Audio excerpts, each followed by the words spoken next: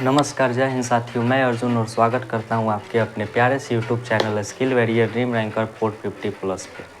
जैसा कि आप सभी जान रहे हैं कि हम लोग इस चैनल के माध्यम से 9, 10, 11 एंड 12 के सभी सब्जेक्ट को पढ़ते हैं। तो आज हम लोग 11th मैथ में चैप्टर 2 रिलेशन एंड फंक्शन को जानेंगे, संबंध एवं फलन के बारे में जानेंगे। तो आज हम लोग 11th math chapter 2 relation and function को जानेंगे। तो चलिए हम लोग बिना देर किए क्लास को स्टार्ट करते हैं। सबसे पहले श्री गणेशाय नमः। गणेश जी का आशीर्वाद जीवन में बहुत ज़रूरी है। जय माँ शारदे। गुरु जी का भी आशीर्वाद जीवन में बहुत ज़रूरी है। तो चलिए हम लोग सबसे पहले आज का टॉपिक डालते हैं 11th मैथ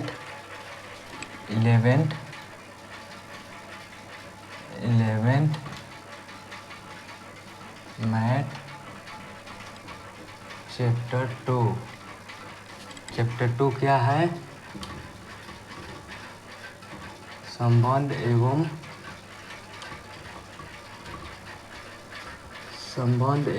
फलन।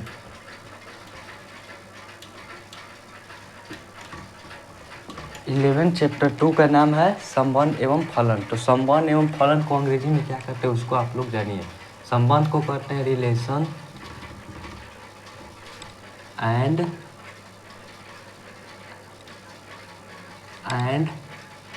माफ करिए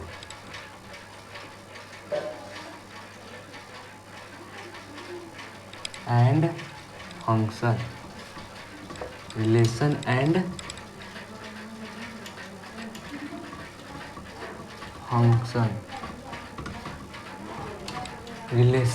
फंक्शन। तो आज हम लोग 11th मैथ चैप्टर 2 संबंध एवं फलन यानी कि रिलेशन एंड फंक्शन को जानेंगे कि रिलेशन और फंक्शन क्या है।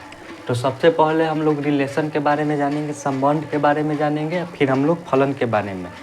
क्लास को स्टार्ट करने से पहले हम आप लोग को बता दें कि यह इस 11th मैथ चैप्टर 2 संबंध एवं फलन को, रिलेशन एंड फंक्शन को हम लोग 1 शॉर्ट वीडियो में जानेंगे। इसमें हम लोग एक्सरसाइज चैप्टर 2 के सभी प्रश्नों को हल नहीं करेंगे, बल्कि इनके सभी कॉन्सेप्ट यानी कि सभी टॉपिक्स पर हम लोग बात करेंगे। इसमें कितने मुख्य टॉपिक हैं उन सभी टॉपिक को हम लोग यहाँ पे क्लियर करेंगे। यहाँ पे हम लोग प्रश्न क्लियर नहीं करेंगे, क्योंकि क्लास हमारा 1 शॉट होगा। क्या होगा? 1 शॉट। और 1 शॉट में सभी प्रश्नों को हल करना मुमकिन नहीं है, इसलिए हम लोग केवल इसमें कॉन्सेप्ट को जानेंगे। जितने भी रिलेशन एंड फंक्शन के कॉन्सेप्ट हैं उन सभी कॉन्सेप्ट के बारे में हम लोग आज चर्चा करेंगे। समझिए कि यह क्लास एक रिवीजन क्लास है। क्या है? रिवीजन क्लास है। तो चलिए हम लोग सबसे पहले संबंध को जानते हैं। संबंध क्या है? तो शेडिंग डालिए आप लोग। संबंध, सबसे पहले हम लोग संबंध जानेंगे, फिर हम लोग संबंध के प्रकार जानेंगे। तो संबंध यहाँ पे आप लोग लिखिए हेडिंग संबंध। रिलेशन क्या है? रिलेशन क्या है समझिए। जैसे संबंध का आप लोग तो नाम सुने ही होंगे, रिलेशन का नाम इससे पहले आप लोग जरूर कहीं ना कहीं भी तो जरूर सुने होंगे। रिलेशन क्या है? रिलेशन एक समझिए कि एक संबंध क्या है? संबंध कुछ नहीं है। संबंध समझिए कि कुछ नहीं है। संबंध एक कथन है, केवल उसको हम लोग किसी नाम के द्वारा हम लोग जानते हैं कि इस संबंध के जरिए हम लोग जुड़े हुए हैं। जैसे कि मान लीजिए कि हम, जैसे कि हम, माफ़ करिए, जैसे कि मैं, क्या मैं और आप, क्या आप, मैं और आप किसी न किसी रिलेशन के द्वारा जुड़े हुए हैं। क्या जुड़े हुए हैं? अब आप कोई कहेगा कि दोस्त हैं आप, मैं और आप दोस्त हूँ। क्या हूँ? दोस्त हूँ। तो यहाँ पे संबंध क्या हो गया? संबंध हो गया कि दोस्ती के नाते हम लोग एक दूसरे से जुड़े हुए हैं। तो यहाँ दोस्त क्या है? यहाँ दोस्त कुछ नहीं है। दोस्त एक कथन है। क्या है? कथन है। दोस्त केवल एक स्टेटमेंट है। इसी स्टेटमेंट के द्वारा हम और आप जुड़े हुए हैं। मान लीजिए यहाँ हम दोस्त को हटाकर क्या करें? दोस्त को हटाकर हम यहाँ पे भाई कर दे। क्या कर दे? भाई कर दे। मैं और आप समझिए कि भाई है, मैं और आप भाई है। तो यहाँ हम लोग किस रिलेशन के तहत मैं और आप जुड़े हुए हैं? तो भाई के रिलेशन के तहत जुड़े हुए हैं। क्या किसके तहत जुड़े हुए हैं? भाई के तहत। तो यहाँ पे रिलेशन कुछ नहीं है, संबंध कुछ नहीं है। संबंध एक कथन है। क्या है? कथन है। हम जो कथन दे देंगे, मान लीजिए मैं और आप लिख दे कि हम और आप दुश्मन हैं, तो यहाँ क्या हो जाएंगे? दुश्मन हो जाएंगे। क्या हो जाएंगे? दुश्मन हो जाएंगे। तो ये केवल समझने के लिए, वैसे तो आप दुश्मन है नहीं, आप ही लोग मेरा सब कुछ है। चलिए, तो यहाँ आप लोग समझ गए होंगे कि रिलेशन कुछ नहीं है, संबंध कुछ नहीं है, संबंध एक कथन है। क्या है? संबंध एक कथन है। संबंध एक कथन है। Relation is a statement. संबंध कुछ नहीं है, एक कथन है। क्या है? कथन है। और जो कथन का पालना करता है, जो अवयव विथ जो एलिमेंट कथन का पालन करे, जो अवयव कथन का पालन करता है, क्या करता है? जो अवयव कथन का पालन करता है उसको हम लोग कहते हैं कि वो संबंध में है। क्या है? वह संबंध में है। जैसे कि मैं और आप भाई के नाते जुड़े हुए हैं, तो भाई जैसा व्यवहार होगा तब तो मेरे और आपके बीच भाई के जैसा व्यवहार होगा तब तो आप रिलेशन में होंगे। मान लीजिए हम कह दें कि मैं और आप भाई हूँ, क्या हूँ? मैं और आप भाई हूँ, अब व्यवहार है दुश्मन की तरफ, तो ये रिलेशन सही है? रिलेशन सही नहीं होगा। और मान लीजिए मैं और आप बोल रही है कि मैं और आप दोस्त हूँ। क्या है? मैं और आप दोस्त हैं, और दोस्ती वाला रिलेशन है, दोस्ती मेरे और आपके बीच दोस्ती वाला रिलेशन है, व्यवहार है, तो हम लोग कहेंगे कि मैं और आप किस रिलेशन के तहत जुड़े हैं? तो दोस्ती के तहत जुड़े हैं। तो यहाँ पे संबंध क्या हो जाएगा? संबंध हो जाएगा दोस्ती का। क्या हो जाएगा? दोस्ती का। तो आई होप कि आप लोग संबंध समझ गए हो। तो संबंध का परिभाषा आप लोग लिखिए। संबंध कुछ नहीं है, संबंध एक कथन है। क्या है? संबंध एक कथन है। लिखिए, संबंध एक कथन है। जो अवयव कथन की पालना करता है, वो के जगह वे लिख लीजिए, वे संबंध में रहते हैं। क्या है? संबंध कुछ नहीं है, संबंध एक कथन है। Relation is a statement. क्या है? रिलेशन एक प्रकार का स्टेटमेंट है, या कुछ है नहीं, केवल एक कथन है। क्या है? कथन है। जो अवयव मतलब कि विच एलिमेंट, जो अवयव कथन की पालना करता है। क्या करता है? जो अवयव कथन की पालना करता है। जैसे मैं और आप दोस्ती के नाते जुड़े हुए हैं, तो यहाँ पे दोस्ती जैसा व्यवहार होगा ना, तो वही होता है कि जो अवयव कथन की पालना करता है, स्टेटमेंट को हम लोग फॉलो कर रहे हैं ना, कि दोस्ती वाला यहाँ पे कथन तो हम लोग दे दिए, तो दोस्ती वाला व्यवहार भी तो होना चाहिए। तो जो अवयव कथन की पालना करता है, which element follow the statement, तो उसको हम लोग कहेंगे कि वह संबंध में है, वह रिलेशन में है। जैसे कि मेरे और आपके बीच दोस्ती वाला व्यवहार है, तो हम और आप दोस्त हुए। अब व्यवहार है दुश्मनी वाला, कह दीजिए कि दोस्त है, तो ये पॉसिबल है? नहीं है। क्या है? पॉसिबल नहीं है। तो आई होप कि आप लोग ये रिलेशन समझ गए होंगे, संबंध को समझ गए होंगे। जैसे यहाँ पे समझिए, जैसे में समझिए कि मान लीजिए R4 रिलेशन होता है। क्या होता है? R4 रिलेशन होता है। तो R एक रिलेशन है। क्या है? R एक रिलेशन है, जहाँ R जो है, जहाँ R बराबर x और y है, जहाँ R एक x और y है। क्या है? R और x y है, तथा x जो है y से बड़ा है। क्या है? x जो है, इसमें एक एथी भी है, इसमें एक कंडीशन है कि x जो है y से बड़ा होगा। क्या होगा? x जो है y से बड़ा होगा। तो ये एक मान लीजिए कि एक संबंध है। क्या है? एक रिलेशन है। रिलेशन क्या है? कि x, y दो अवयव है। क्या है? x और y दो एलिमेंट्स हैं। माफ़ करिएगा, मार्कर थोड़ा भी चेंज करते हैं। यहाँ रिलेशन क्या कर रहा है कि रिलेशन कर रहा है कि x और y दो एलिमेंट है। क्या है? x और y दो एलिमेंट है, तथा एक कंडीशन क्या है कि x जो है y से बड़ा होगा। तो मान लीजिए कि एक कोई सेट है जिसमें हो जाएगा 1 2 3 4 5। मान लीजिए कि एक कोई सेट है। क्या है? एक कोई समुच्चय है, उसमें 5 अवयव है, 1 2 3 4 5, इतने अवयव हैं। क्या है? इतने एलिमेंट्स हैं।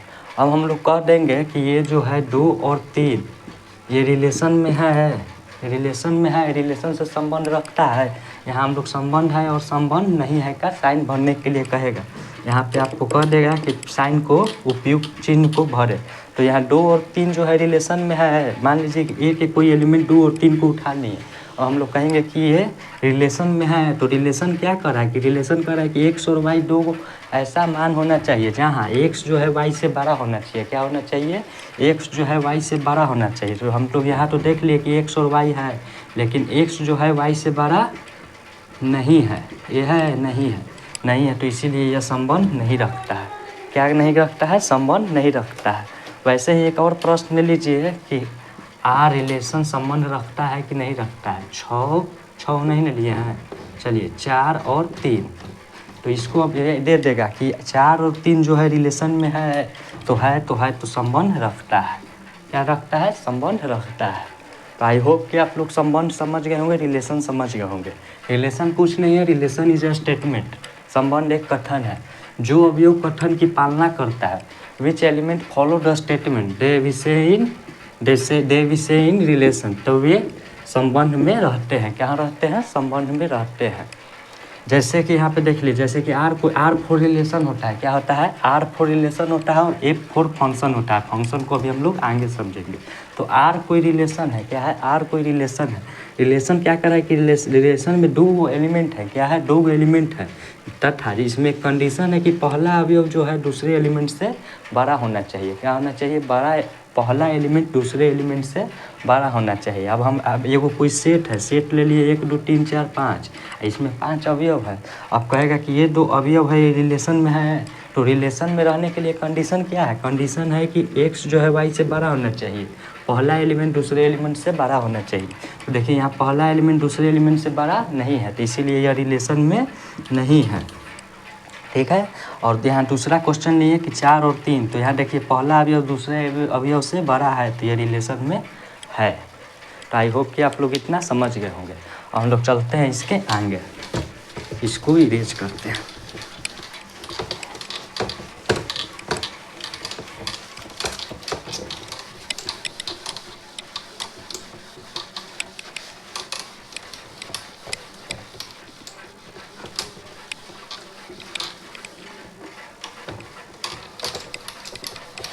एक टॉपिक आप लोग को हम बता दिए, संबंध बता दिया। अब हम लोग इसके आगे चलते हैं। इसके आगे हम लोग समझेंगे समुच्चयों का गुणन। क्या पढ़ेंगे? समुच्चयों का टॉपिक आप लोग डालिएगा, समुच्चयों का गुणन।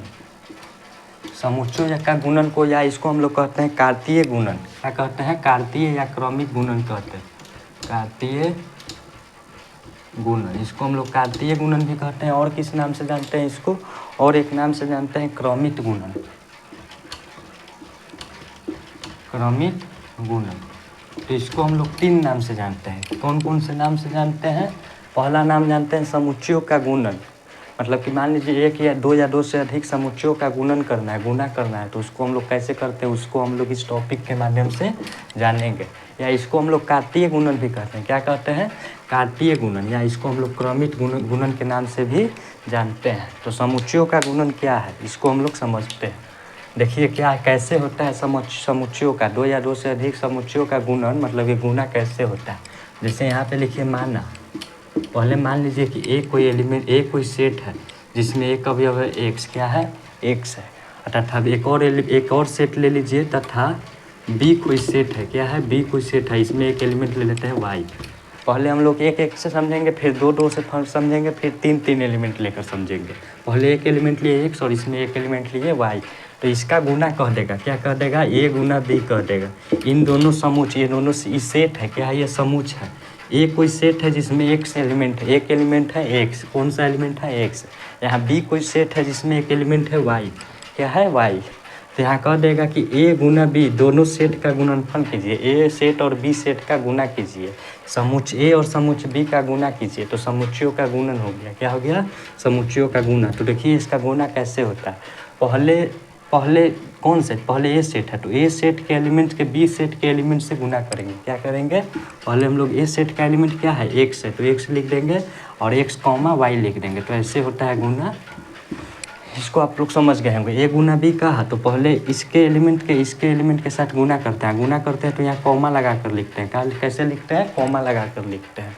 फिर एक दूसरा मान लीजिए, माना कि एक एलिमेंट, एक ले लीजिए p ले लीजिए। p कोई सेट है, p एक कोई सेट है, इसमें कोई एलिमेंट ले लीजिए a और b ले लीजिए। क्या ले लीजिए? a और b। तथा q कोई सेट लीजिए और इसमें 2 एलिमेंट ले लीजिए। इसमें कोई एलिमेंट ले लीजिए 1 और 2। क्या लीजिए? 1 और 2 ले लीजिए। तो यहाँ पे हम लोग एक सेट ले लिए p और एक सेट ले लिए q। p सेट में 2 एलिमेंट हैं a और b, और q सेट में 2 एलिमेंट है 1 और 2। अब इन दोनों सेटों का हम लोग को गुणनफल निकालने के लिए कहेगा। p गुना q बराबर क्या होगा? दो समुच्चयों का गुणनफल क्या होगा, दो समुच्चयों का गुण P गुना Q क्या होगा, P गुना Q क्या होगा। तो इसको हम लोग कैसे निकालेंगे देखिए। तो यहाँ पहले सेट के पहले एलिमेंट से बारी बारी से दूसरे सेट के एलिमेंट से गुना करेंगे। पहले A से गुना करेंगे 1 में, क्या करेंगे, पहले A से गुना करेंगे 1 में, तो हो जाएगा A,1, क्या हो जाएगा A,1। फिर पहले सेट के पहला एलिमेंट से दूसरे सेट के अंतिम के साथ गुना करेंगे, क्या करेंगे, दूसरे सेट के अंतिम एलिमेंट के साथ गुना करेंगे, तो हो जाएगा A,2 हो जाएगा। इतना तक आप लोग समझ गए होंगे। अब पहला के साथ सभी का गुना कर दिए, अब दूसरा के साथ सभी का गुना करेंगे। दूसरा से गुना करेंगे तो B,1 हो जाएगा, B,1 और फिर B,2 हो जाएगा, B,2। तो आई होप कि आप लोग इतना समझ गए होंगे कि समुच्चयों का गुणन कैसे करते हैं।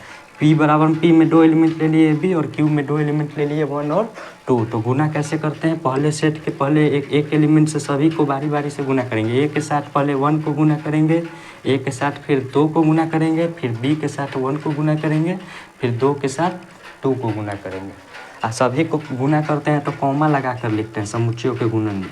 आई होप कि आप लोग इतना समझ गए होंगे। एक और उदाहरण ले लीजिए, एक और उदाहरण ले लीजिए।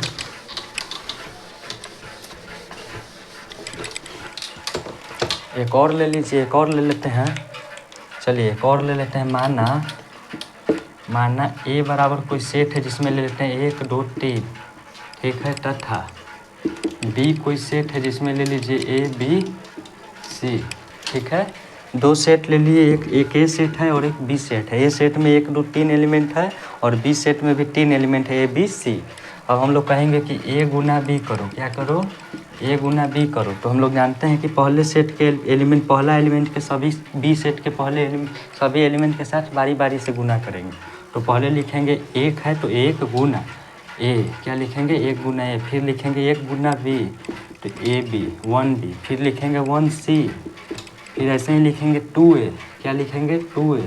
फिर लिखेंगे 2B, फिर लिखेंगे 2C। अब 2 वाला के साथ ख़त्म, अब 3 वाला के साथ गुना करेंगे तो 3 हो जाएगा, फिर 3B हो जाएगा, फिर 3C हो जाएगा। हो गया, इतना ख़त्म। तो यह हो गया A गुना B का गुणनफल। तो आई होप कि आप लोग इतना समझ गए होंगे, समुच्चयों का गुणन समझ गए होंगे। 2 वाला समझ गए होंगे। अब मान लीजिए कहीं 3 दे दे तो 3 वाला का कैसे गुना करेंगे उसको भी आप लोग समझ लीजिए।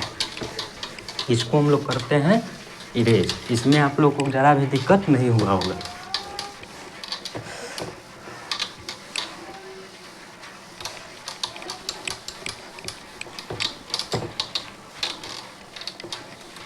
चलिए, तो इतना आप लोग जान गए होंगे। अब हम लोग मान लीजिए 3 वाला दे दें। जैसे कि मान लें कि माना A सेट है, A सेट के अंदर दे देगा 1 गुना 2। एक मान लीजिए 2 एलिमेंट दे दिया A और B। मान लीजिए A कोई सेट है जिसमें 2 एलिमेंट दे दिया 1 और 2। यहाँ फिर ले लिया B कोई सेट है जिसमें दे दिया A और B। और फिर तथा लिख देगा C कोई सेट है जिसमें दे देगा X और Y, क्या दे दे। तो यहाँ पे हमारा पूछ देगा गुना A Guna B Guna C बराबर क्या होगा, ऐसे पूछ देगा। क्या पूछ देगा, A Guna B Guna C। तो पहले हम लोग क्या करेंगे, पहले यहाँ से समझिए। पहले A सेट के पहले एलिमेंट के साथ सभी को पहले से इसके साथ और फिर इसके साथ गुना करेंगे। देखिए पहला सेट पहले हम लोग समझिए, पहले हम लोग 2 का गुना कर लेते हैं। सबसे पहले सबसे आसान तरीका हम लोग आप लोग को बता देंगे, उससे आप लोग को ये थोड़ा कठिनाई भरा हो जाएगा। तो सबसे आसान तरीका हम आप लोग को बता रहे हैं। पहले आप लोग क्या कीजिए कि पहले जैसे हम लोग 2 को गुना कर देते हैं, A और B का गुना कर देते हैं, A सेट और B सेट का गुना कर देते हैं। क्या करते हैं, A गुना B कर देते हैं। A गुना B करेंगे तो आप लोग को बता दिए कि कैसे होगा। 1A होगा, 1B होगा, 2A होगा और 2B होगा।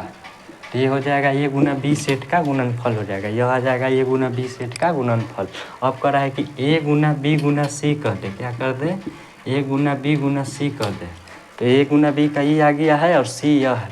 तो यहाँ पे हम लोग देखिए C वाले के साथ सभी के साथ गुना कर देंगे। क्या करेंगे, C वाले के साथ सभी का। तो इसको हम लोग ऐसे भी लिख सकते हैं, C Guna A Guna B, ऐसे भी हम लोग लिख सकते हैं।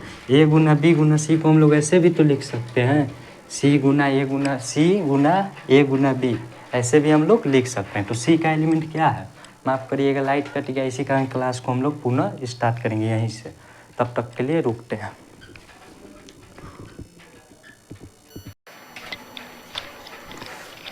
तो चलिए हम लोग देख रहे थे, क्या देख रहे थे, समुच्चयों का गुणन हम लोग देख रहे थे। समुच्चयों का गुणन में हम लोग 2 समुच्चयों का गुणन देख लिए थे, अब हम लोग 3 समुच्चयों को गुणन कर देख रहे थे।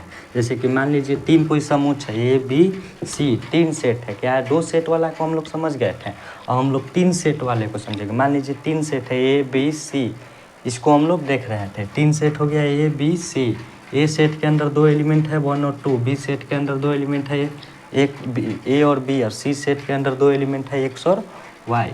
तो इसको हम लोग गुना कैसे करेंगे, इन समुच्चयों का गुणन हम लोग कैसे करेंगे। तो सबसे पहले हम लोग 2 समुच्चयों का गुणन कर लेंगे। जैसे हम लोग अभी इससे पहले जाने, तो ए गुना बी हम लोग कर लेंगे। क्या कर लेंगे, ए गुना बी कर लेंगे।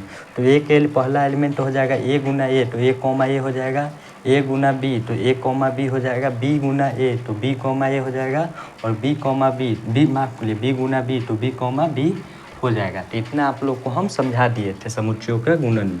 अब हम लोग चलेंगे ए गुना बी गुना सी। हम लोग को 3 समुच्चयों का गुणन करना है। कितने समुच्चयों का, 3 समुच्चयों का। तो हम लोग सबसे पहले 2 समुच्चयों का गुणन कर लिए, और एक तीसरा समुच्चय को हम लोग छोड़ दिए। तो अब तीसरा समुच्चय को हम लोग इन दोनों समुच्चय से गुना करेंगे, तो तीनों समुच्चय का गुणन हमें प्राप्त हो जाएगा। तो ए गुना बी गुना सी को हम लोग लिख सकते हैं सी गुना ए गुना बी, इसको हम लोग ऐसे लिख सकते हैं। तो सी का एलिमेंट क्या है, सी का एलिमेंट है एक्स कॉमा वाई। तो एक्स कॉमा वाई के साथ किसको गुना करना है, एक्स कॉमा वाई के साथ हम लोग को किसको गुना करना है, गुना करना है 1 कॉमा ए, 1 कॉमा बी, 2 कॉमा ए और 2 कॉमा बी को गुना करना है। तो इसको गुना करना है, क्या करना है, इसको गुना करना है। तो सबसे पहले एक्स के साथ सभी को गुना करेंगे। क्या करेंगे, पहला ये सेट के पहले एलिमेंट के साथ सभी, दूसरा सेट के सभी एलिमेंट के साथ गुना करते हैं। तो पहला सेट क्या है, पहला सेट है एक्स। तो एक्स के साथ सभी को गुना कीजिए, तो हो जाएगा, क्या हो जाएगा, देखिए यहाँ पे हो जाएगा एक्स कॉमा 1 कॉमा ए, ये हो जाएगा। फिर एक्स कॉमा 1 कॉमा बी हो जाएगा, एक्स कॉमा 1 कॉमा बी हो जाएगा। फिर एक्स कॉमा माफ करिएगा, एक्स ठीक से लिखिए, एक्स कॉमा 2 कॉमा ए हो जाएगा। फिर यहाँ पे हो जाएगा एक्स कॉमा 2 कॉमा बी हो जाएगा। ठीक है, तो पहला सेट के पहले एलिमेंट के साथ सभी का गुना कर दिए। अब पहला सेट के दूसरे एलिमेंट के साथ दूसरे सेट के सभी एलिमेंट के साथ गुना करेंगे। तो दूसरा क्या है, वाई है। तो हो जाएगा वाई गुना 1 गुना वाई को 1 कॉमा ए के साथ गुना करेंगे, तो वाई कॉमा 1 ए कॉमा 1 माफ करिएगा, वाई कॉमा 1 कॉमा ए हो जाएगा। फिर दूसरे के साथ तो वाई कॉमा 1 कॉमा बी हो जाएगा। फिर ऐसे ही y के साथ इसके साथ गुना करेंगे, तो y कॉमा 2 कॉमा ए हो जाएगा।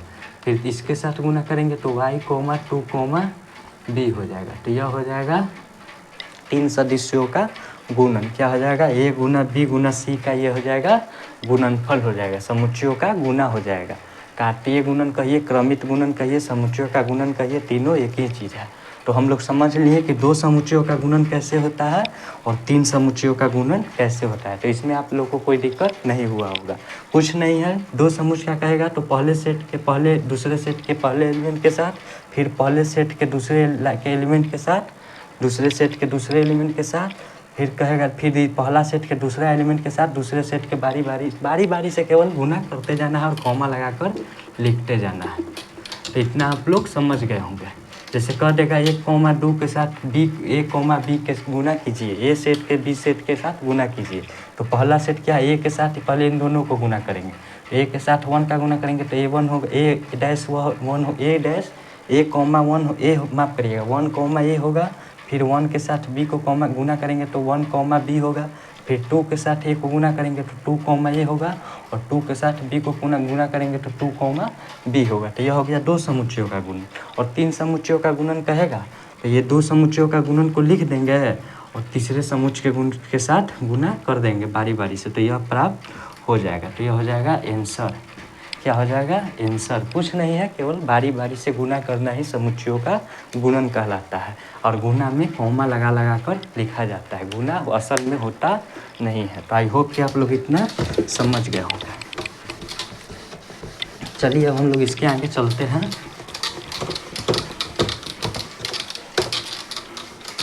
इसके आगे हम लोग नेक्स्ट टॉपिक पर चलेंगे। नेक्स्ट टॉपिक क्या कहता है उसको हम लोग जानेंगे। नेक्स्ट टॉपिक कहता है समुच्चयों का गुणन में, समुच्चयों का गुणन, समुच्चयों का, हेडिंग डालिएगा आप लोग, समुच्चयों का गुणन में अवयवों की संख्या, अवयवों की संख्या क्या है। हेडिंग आप लोग डालिए कि समुच्चयों का गुणन करते हैं तो उसमें कितने अवयव होंगे। अवयवों की संख्या ज्ञात करने का एक फार्मूला है, उसको हम लोग जानेंगे। तो हेडिंग आप लोग डालिए समुच्चयों का गुणन में अवयवों की संख्या, या इसको हम लोग लिख सकते हैं कार्तीय गुणन में अवयवों की संख्या, या इसको लिख सकते हैं क्रमिक गुणन में अवयवों की संख्या। तो यह आप लोग टॉपिक डालिए, हेडिंग डालिए। अब जैसे हम लोग पढ़ें कि ए गुना बी का अवयव क्या होता है। जैसे कि ए में कोई सेट है, ए में मान लीजिए कोई एलिमेंट है, क्या है 1 और 2 है, और बी में कोई एलिमेंट है ए और बी। तो इन दोनों को गुना करने पर कितने अवयव प्राप्त होंगे, अवयव कितने प्राप्त होंगे, कितने एलिमेंट प्राप्त होंगे, तो उसको हम लोग देखते हैं और फिर हम लोग फार्मूला से चेक करते हैं। तो पहला का गुना हो जाएगा 1 के साथ, ए के साथ होगा तो 1a हो जाएगा, फिर 1b हो जाएगा, फिर 2a हो जाएगा, और फिर 2b हो जाएगा।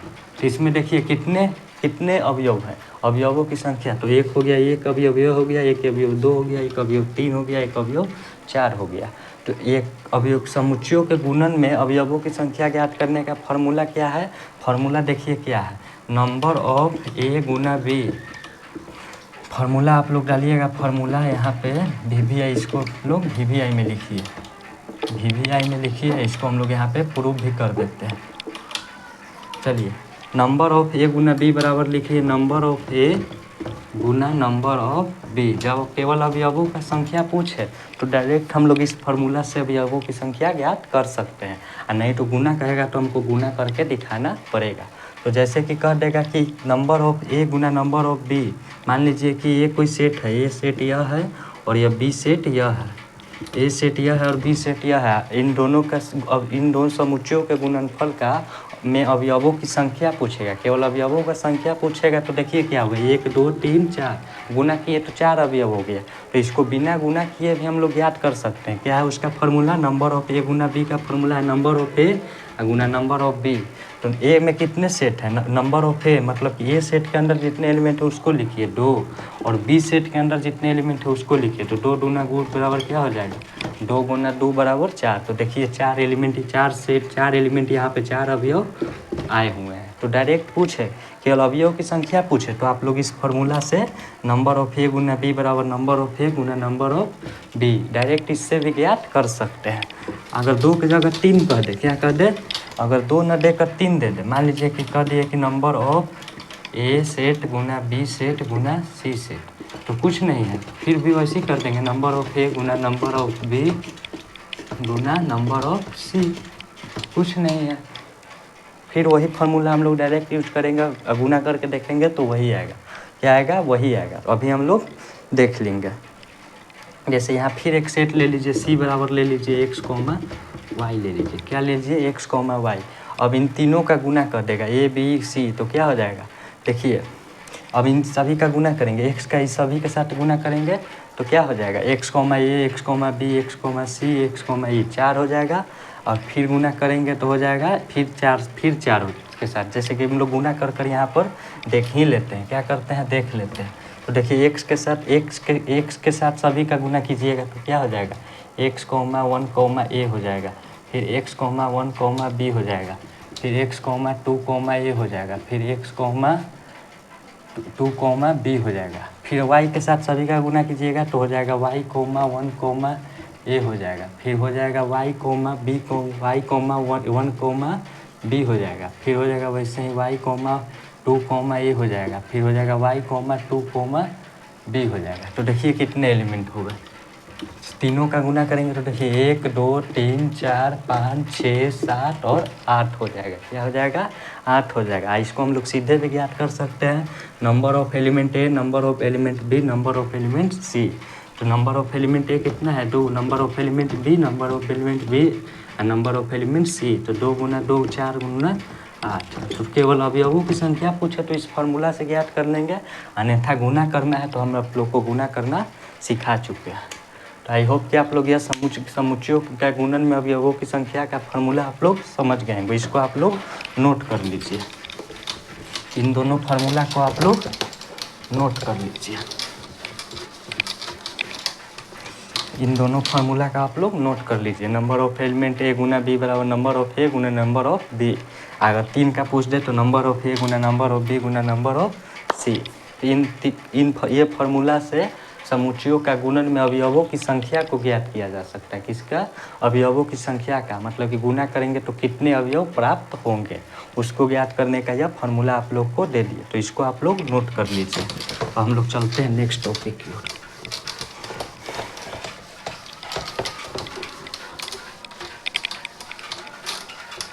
नेक्स्ट टॉपिक आप लोग डालिएगा। नेक्स्ट टॉपिक तब तक थोड़ा पसीना को फूक लिएगा। चलिए नेक्स्ट टॉपिक आप लोग डालिए। नेक्स्ट टॉपिक डालिए, क्या डालिए? नेक्स्ट टॉपिक डालिए प्रांत। यही तो मेन है संबंध में। हम लोग चलिए संबंध में आप लोग एक मेन टॉपिक को आप लोग डालिए, और सबसे मेन टॉपिक है इस चैप्टर का प्रांत परिसर। क्या है? प्रांत परिसर और सप्रांत। सप्रांत हेडिंग डालिएगा। प्रांत को कहते हैं, क्या कहते हैं? प्रांत को कहते हैं डोमेन। डोमेन क्या कहते हैं? प्रांत को कहते हैं डोमेन। परिसर को कहते हैं रेंज, रेंज एंड और को कहते हैं एंड। और सप्रांत को कहते हैं कोडोमेन, कोडोमेन। ये आप लोग डालिएगा हेडिंग। क्या डालिएगा? हेडिंग डालिए प्रांत परिसर और सप्रांत। ये संबंध के अंदर हम लोग पढ़ते हैं प्रांत परिसर और सप्रांत को। क्या पढ़ते हैं?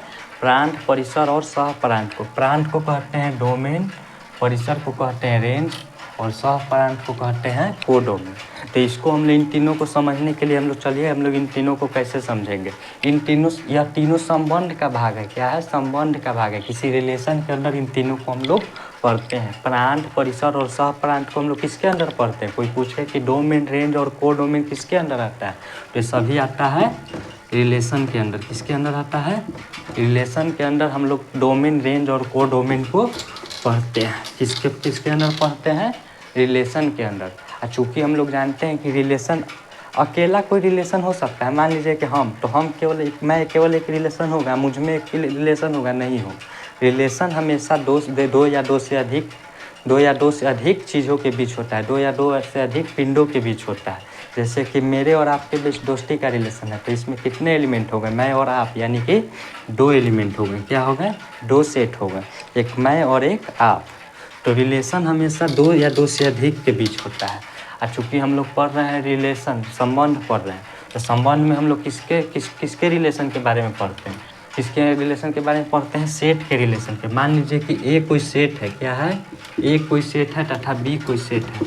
मान लीजिए कि ए और बी दो कोई सेट है। ए सेट के अंदर मान लीजिए कि कोई एलिमेंट है ए बी सी, और बी सेट के अंदर कोई एलिमेंट है 1 2 3 4 और 5। चलिए मान लीजिए कि ए कोई सेट है और बी कोई सेट है। क्या है? ए और बी कोई सेट है। ए सेट के अंदर कितने एलिमेंट है? 3 एलिमेंट, ए बी और सी। तो इन रिलेशन यहाँ पे हम लोग ऐसे इसको हम लोग लिखेंगे। ए सेट के अंदर कौन कौन एलिमेंट है? A B C. A set के अंदर 3 एलिमेंट है, तो इसको हम लोग यहाँ लिख दिए। फिर हम लोग बी सेट के अंदर कितने एलिमेंट है? 1 2 3 4 5। तो बी सेट के एलिमेंट को हम लोग बी के नीचे लिखेंगे। रिलेशन को समझने के लिए इतना आप लोग को डायग्राम बनाना होगा। चलिए बी सेट के अंदर कौन कौन एलिमेंट है? 1 2 3 4 5। तो ए सेट के अंदर 3 एलिमेंट ले लिए और बी सेट के अंदर 5 एलिमेंट ले लिए। केवल समझने के लिए लिए। इसके लिए समझने के लिए रिलेशन में प्रांत परिसर और सहप्रांत को समझने के लिए हम लोग ए सेट और बी सेट लिए हैं। क्यों लिए हैं? क्योंकि रिलेशन कभी भी अकेला नहीं होता है। रिलेशन हमेशा दो के बीच होता है। तो 2 हम लोग ले लिए सेट। क्या ले लिए? 2 सेट ले लिए। एगो ए सेट ले लिए और एगो बी सेट ले लिए। ए सेट में 3 एलिमेंट ले लिए और बी सेट में 5 एलिमेंट ले लिए। और इसमें हम लोग कोई रिलेशन बना लीजिए। मान लीजिए कि ए का रिलेशन बना देते हैं 1 के साथ। क्या कर देते हैं? ए का रिलेशन 1 के साथ बना देते हैं। बी का रिलेशन बना देते हैं 2 और 3 दोनों के साथ। मेरा मुँह डुओगो के साथ बना सकते हैं, क्या कर सकते हैं, डुओगो के साथ बना सकते हैं। और सी का रिलेशन बना दिए 4 के साथ, किसके साथ, सी का रिलेशन बना दिए 4 के साथ। अब 5 को छोड़ देते हैं, 5 बच गया, क्या हो गया, 5 बच गया। तो चलिए यहाँ हम लोग इन तीनों को समझने के लिए हम लोग इतना लिए, क्या लिए, 2 सेट लिए। कौन कौन सेट लिए, ए सेट लिए और बी सेट लिए। ए सेट में 3 एलिमेंट लिए और बी सेट में 5 एलिमेंट लिए। ए सेट के अंदर ए बी सी लिए और बी सेट के अंदर 1 2 3 4 और 5 लिए। तो चलिए इनके बीच रिलेशन को हम लोग सबसे पहले देखते हैं। रिलेशन क्या है, रिलेशन को आर से सूचित करते हैं। किससे सूचित करते हैं, आर से। तो रिलेशन क्या हो जाएगा, रिलेशन ए के साथ 1 के है तो ये 1 हो जाएगा, ये 1 हो जाएगा। फिर बी के साथ 2 का है, क्या है, बी के साथ 2 का है तो B2 हो जाएगा। और फिर बी के साथ 3 का भी है तो B3 भी हम लोग लिखेंगे। क्या करेंगे, B3 भी लिखेंगे, क्योंकि बी का दोनों के साथ संबंध है। बी का 2 के साथ भी संबंध है और बी का 3 के साथ भी संबंध है। तो यहाँ B2 भी होगा और B3 भी रिलेशन के अंदर आएगा। और सी है तो सी का रिलेशन किसके साथ है, तो सी का रिलेशन है 4 के साथ। बस रिलेशन खत्म, ये 5 बच गया। 5 का किसी के साथ रिलेशन है, नहीं है तो नहीं लिखेंगे। तो यह हो गया रिलेशन। कोई पूछे कि ये रिलेशन में लिखना है तो रिलेशन में ऐसे डायग्राम दे देगा, रिलेशन पूछेगा तो रिलेशन आप लोग ऐसे लिख सकते हैं। तो यह हो गया रिलेशन, क्या हो गया, रिलेशन। लेकिन रिलेशन में हम लोग को किसको समझना है, डोमेन, रेंज और कोडोमेन को समझना है। प्रांत, परिसर और सह प्रांत को समझना है।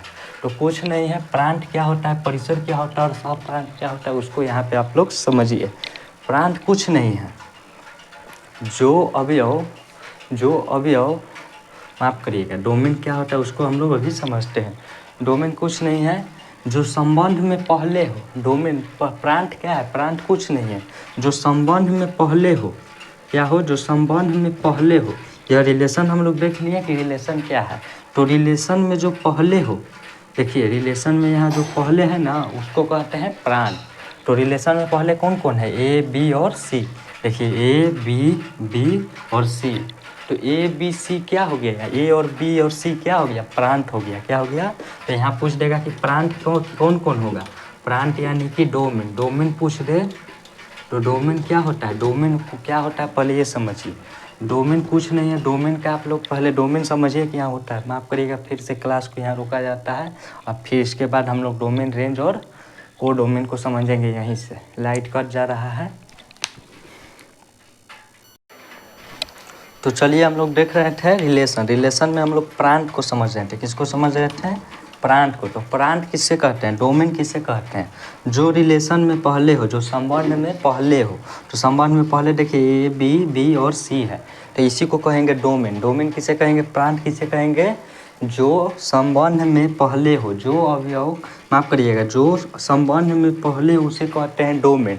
तो डोमेन यहाँ हो जाएगा ए बी और सी, ए और B C, A B C क्या हो जाएगा, डोमेन हो जाएगा। क्या हो जाएगा, डोमेन। डोमेन किसे कहते हैं, जो संबंध में पहले उसे कहते हैं डोमेन।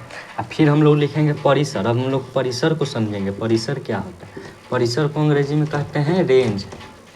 क्या कहते हैं, रेंज। तो रेंज किसे कहते हैं, रेंज किसे कहते हैं, जो संबंध में लास्ट अंतिम में हो, जो संबंध के अंत में हो, जो संबंध के अंत में उसे कहते हैं परिसर। क्या कहते हैं, जो संबंध के अंत में हो उसे कहते हैं परिसर। तो संबंध हम लोग देख रहे हैं कि यह संबंध है, यह रिलेशन है, इसको हम लोग समझ लिए। जो रिलेशन के लास्ट में हो, जो रिलेशन के अंत में उसे कहते हैं परिसर। तो परिसर कौन कौन हो जाएगा, 1 2 3 और 4, 1 2 3 और 4, यह हो जाएगा परिसर। तो 1 2 3 और 4 यह हो गया परिसर। तो प्रांत और परिसर आई होप कि आप लोग समझ गए होंगे। प्रांत क्या है कि जो संबंध में पहले हो उसे कहेंगे प्रांत, जो संबंध में बाद में हो उसे कहेंगे परिसर। और फिर आता है, एक आता है हमारा, क्या आता है, एक आता है सह प्रांत। तो सह प्रांत, देखिए सह प्रांत क्या होता है, कोडोमेन। कोडोमेन क्या है इसको आप लोग समझिए।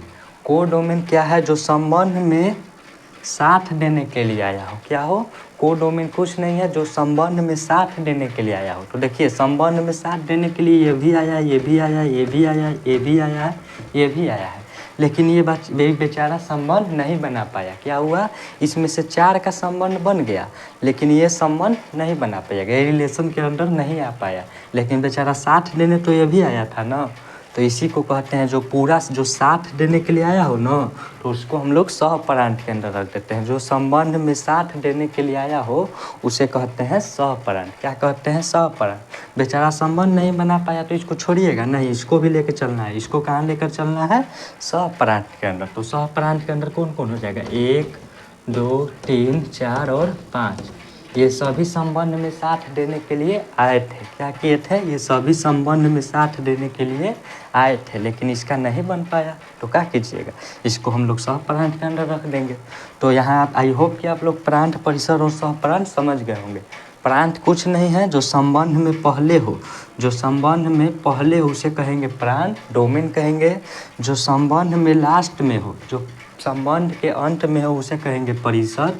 और जो संबंध में साथ देने के लिए आया हो, जो संबंध में साथ देने के लिए आया उसे कहेंगे सहपरांठ। सहपरांठ यानी कि कोडोमेन। आई होप कि आप लोग डोमेन, रेंज और कोडोमेन समझ गए होंगे, प्रांत, परिसर और सहपरांठ समझ गए होंगे। यह संबंध के अंदर इन तीनों को हम लोग पढ़ते हैं, प्रांत, परिसर और सहपरांठ को।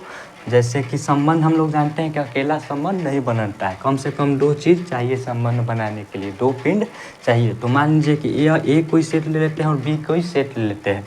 ए सेट में 3 एलिमेंट ले लेते हैं और बी सेट में 5 एलिमेंट ले लेते हैं। ए सेट का 3 एलिमेंट बी सेट के 4 एलिमेंट के साथ संबंध बनाता है। तो ए सेट का पहला ए सेट है ना, ए सेट में 3 एलिमेंट है, तो ये संबंध में पहले है। क्या है, ये संबंध में पहले आ चुके हैं। तो पहले आ चुके हैं तो इसको कहेंगे प्रांत। क्या कहेंगे, इसको कहेंगे प्रांत, यानी कि इसको कहेंगे डोमेन।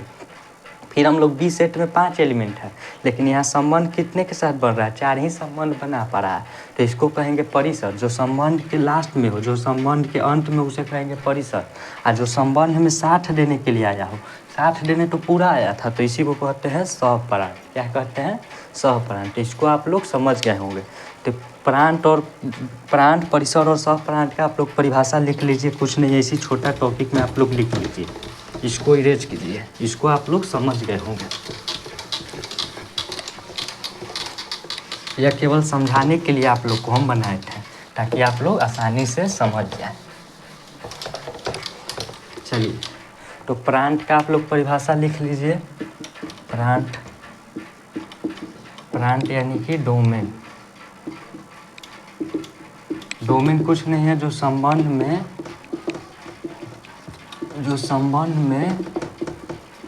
पहले हो, जो संबंध में पहले, उसी को कहेंगे डोमेन यानी कि प्रांत। फिर हम लोग लिखते हैं परिसर।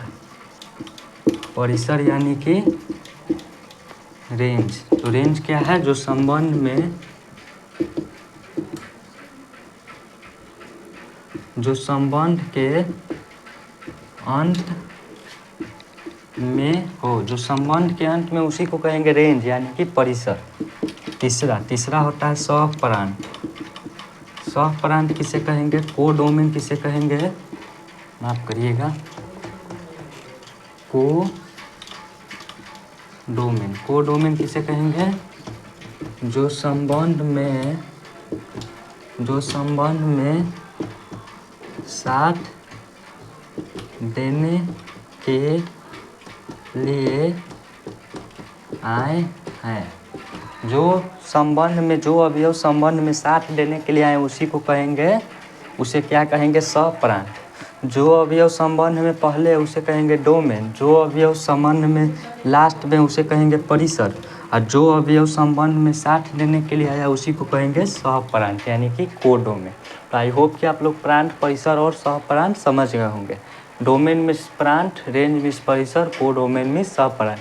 डोमेन क्या है, प्रांत क्या है, जो संबंध में पहले हो, जो अवयव संबंध में पहले हो, जो एलिमेंट संबंध में पहले होगा वो हो जाएगा डोमेन। जो अवयव संबंध के अंत में हो, लास्ट में हो, उसी को कहेंगे रेंज। और जो अवयव संबंध में साथ देने के लिए आया हो, क्या किया हो, साथ देने के लिए आया हो, उसी को कहेंगे कोडोमेन यानी कि सहपरांठ। तो यह टॉपिक आप लोगों को समझ में आ चुका होगा। चलते हैं आगे हम लोग नेक्स्ट टॉपिक की ओर। यहाँ से आपका संबंध हो गया खत्म। क्या हो गया, संबंध का टॉपिक हो गया खत्म। अब हम लोग चलते हैं रेंज, माफ करिएगा, फंक्शन। अब हम लोग संबंध को हम लोग समझ चुके हैं, संबंध क्या है। संबंध में हम लोग प्रांत, परिसर और सहप्रांत को समझ लिए। अब हम लोग चलते हैं फंक्शन की ओर। फंक्शन यानी कि फलन। अब हम लोग समझेंगे, किसको समझेंगे अब हम लोग? अब हम लोग फलन को समझेंगे। तो हेडिंग डालिएगा फलन। फलन, फलन को अंग्रेजी में कहते हैं फंक्शन। क्या कहते हैं? फंक्शन। तो हेडिंग डालिएगा फंक्शन। फंक्शन क्या होता है उसको हम लोग समझेंगे। फलन, संबंध आप लोग समझ चुके होंगे। अब हम लोग चलते हैं फलन, चूँकि ये चैप्टर ही है रिलेशन एंड फंक्शन। तो रिलेशन हम लोग समझ लिए, अब हम लोग समझते हैं फंक्शन को। तो फंक्शन क्या है? फंक्शन का परिभाषा आप लोग लिखिए। यदि पहले आप लोग परिभाषा लिखिए, फिर हम आप लोग को समझाते हैं। पहले परिभाषा लिख लीजिए। यदि ए और बी, यदि ए और बी दो समुच्चय हैं तथा ए के सभी अवयव बी के अद्वितीय अवयव से संबंध रखता हो तो हम कहेंगे कि ए और बी फलन में है। चलिए फलन क्या है? मान फलन को आप लोग सबसे पहले समझेंगे। यदि ए और बी दो समुच्चय है, क्या है? मान लीजिए कि ए कोई समुच्चय है और बी कोई समुच्चय है। ए कोई सेट है और बी कोई सेट है, तथा ए के सभी अवयव, मान लीजिए कि ए कोई सेट है जिसमें कोई अवयव है 1, 2 और 3। मान लीजिए कि ए में 3 एलिमेंट है, जहाँ फिर मान लेते हैं बी में मान लेते हैं कि बी में कितने एलिमेंट हैं? ए, बी और सी। बी में भी हम लोग मान लेते हैं कि 3 एलिमेंट है, या 4 एलिमेंट हम लोग ले लेते हैं। 4 भी ले सकते हैं, 2 भी ले सकते हैं, 4 भी ले सकते हैं, जितना मन करे जितना ले सकते हैं। तो यदि ए और बी दो समुच्चय है, ए और बी दो सेट है, तथा ए के सभी अवयव बी के अद्वितीय अवयव से, बी के अद्वितीय अवयव से, क्या? बी के अद्वितीय अवयव से। यहीं पे आप लोग को ज़्यादा दिक्कत होगा। तथा ए के सभी अवयव, तो ए के सभी अवयव तो आप लोग समझ गए होंगे। बी के अद्वितीय अवयव से, क्या है? अद्वितीय मतलब कि यूनिक होता है। क्या होता है? यूनिक। तो बी के अद्वितीय अवयव से संबंध रखता है, तो हम कहेंगे कि ए और बी किस में है? ए और बी फलन में है। कहाँ है? ए और बी फलन में है। तो चलिए देखते हैं। मतलब कि यहाँ पे अद्वितीय का समझिए, बी के अद्वितीय अवयव से संबंध रखता है। बी के अद्वितीय अवयव से मतलब समझे, बी का एक भी अवयव माफ़ करिएगा, मतलब कि ए के जितने भी अवयव हैं, क्या है? चलिए यहाँ फिर से समझते हैं, हम लोग फलन को समझते हैं। फलन फंक्शन क्या कहता है? इसका परिभाषा की यदि ए और बी दो समुच्चय है, तो एगो ए सेट ले लिए, एगो बी सेट ले लिए। यदि ए और बी दो समुच्चय है, क्या है? ए और बी दो समुच्चय है, ए और बी दो सेट है, तथा ए के सभी अवयव बी के अद्वितीय अवयव से, क्या है? बी के अद्वितीय अवयव से, बी के कम से कम अद्वितीय का होता है यूनिक, कम से कम एक अवयव से संबंध रखता हो, तो हम कहेंगे कि ए और बी फलन में है। क्या है? ए और बी फलन में है। तो ए के सभी अवयव का बी के अद्वितीय अवयव से संबंध होना चाहिए। ए का अद्वितीय अवयव, मान लीजिए कि इन तीनों का एक के साथ भी संबंध हो सकता है, इसको भी हम लोग कहेंगे कि यह फलन में है। यहाँ पे समझिए, एक कॉन्सेप्ट हम आप लोग देते हैं, सबसे बढ़िया कॉन्सेप्ट, उससे आप लोग जल्दी समझिएगा। पहला सेट को मान लीजिए बेटा, क्या मान लीजिए? बेटा, और दूसरे सेट को मान लीजिए माँ।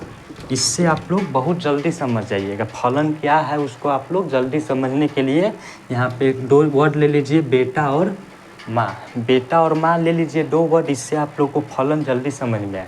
क्या आएगा? जल्दी समझ में आएगा। यदि ए और बी दो समुच्चय तथा ए के सभी अवयव बी के अद्वितीय अवयव से संबंध रखता है, तो कहेंगे कि ए और बी फलन में है। चलिए अब यहाँ पे समझते हैं। ए क्या है? बेटा है। क्या है? बेटा। तो बेटा, 3 बेटा का 1 माँ हो सकता है। क्या हो सकता है?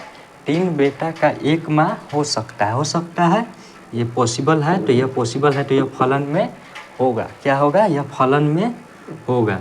और भी तो हो सकता है, मान लीजिए कि तीनों का माँ अलग अलग हो। क्या हो? तीनों का माँ अलग अलग हो। तीनों का माँ अलग अलग भी हो तो यह भी फलन में होगा। मतलब कि तीनों अलग अलग अवयव से संबंध रखेगा तो भी यह फलन में होगा। मान लीजिए कि 2 का एक ही 2 अवयव का संबंध 1 के साथ है तो यह भी फलन में होगा, चूँकि 2 बेटा का 1 माँ हो सकता है तो यह फलन में होगा। लेकिन यहाँ पे समझिएगा, लेकिन हम लोग कह दें कि ए का संबंध 2 के साथ है, ए से भी संबंध रखता है और ए बी से भी संबंध रखता है, तो यह पॉसिबल, ये फलन में नहीं होगा। ये संबंध हो सकता है लेकिन ये फलन में नहीं होगा। इसका कारण क्या है कि बी के अधिकतर अवयव से, बी के एक ही अवयव से संबंध रखेगा। एक एलिमेंट बी के एक ही अवयव से संबंध रख सकता है, एक से अधिक से संबंध नहीं रख सकता है। तो चलिए मान लीजिए कि समझिए, यहाँ एक बेटा का 2 माँ हो सकता है, एक बेटा का 2 माँ हो सकता है, नहीं हो सकता है, तो ये फलन में नहीं होगा। क्या होगा? ये फलन में नहीं होगा, ये फलन में नहीं होगा। इसीलिए हम लोग कहेंगे कि ये फलन में नहीं है। चलिए आप लोग समझ गए होंगे। तो यहाँ ए बेटा और माँ के कॉन्सेप्ट से आप लोग समझिए, क्या कम से कम एक के साथ संबंध होना चाहिए, कम से कम एक के साथ संबंध होना चाहिए। मतलब कि ए के सभी एलिमेंट का बी के कम से कम एक अवयव के साथ संबंध होना चाहिए। एक से अधिक के साथ भी हो सकता है, लेकिन ए के एक अवयव के बी के 2 अवयव के साथ संबंध नहीं होना चाहिए। क्या होना चाहिए? कंडीशन क्या है कि एक एलिमेंट का बी के एक से अधिक एलिमेंट्स का संबंध नहीं होना चाहिए।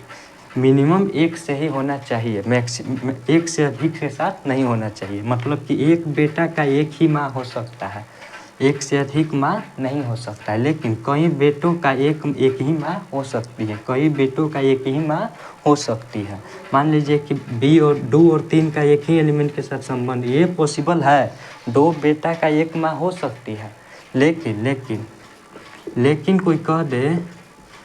कोई कह दे कि एक बेटा का 2 माँ है, तो ये पॉसिबल है? एक बेटा का 2 माँ पॉसिबल है? नहीं है, तो ये फलन में नहीं होगा। क्या होगा?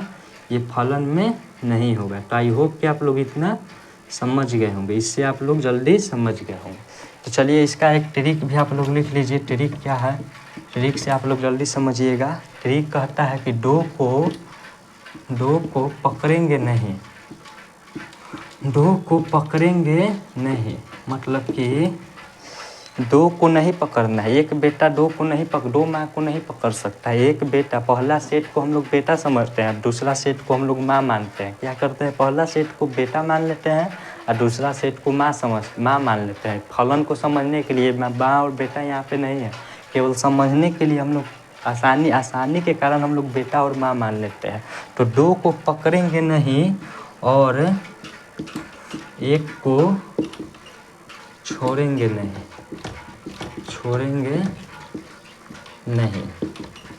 तो यही ट्रिक है। ट्रिक क्या है कि 2 को पकड़ेंगे नहीं और एक को छोड़ेंगे नहीं। फलन को समझने के लिए सबसे बढ़िया ट्रिक है कि 2 को पकड़ेंगे नहीं, मतलब कि एक बेटा 2 माँ को नहीं पकड़ सकता है, लेकिन एक को छोड़ेंगे नहीं, लेकिन कम से कम एक बेटा का 1 माँ तो होगा। 2 बेटा का 1 माँ हो सकता है, लेकिन एक बेटा का 2 माँ नहीं हो सकता है। सीधे समझिए कि ये सभी का संबंध एक ही से हो सकता है। 2 का संबंध 1 के साथ हो सकता है, लेकिन यहाँ 1 का संबंध 2 के साथ नहीं होगा। तो 2 को पकड़ेंगे नहीं।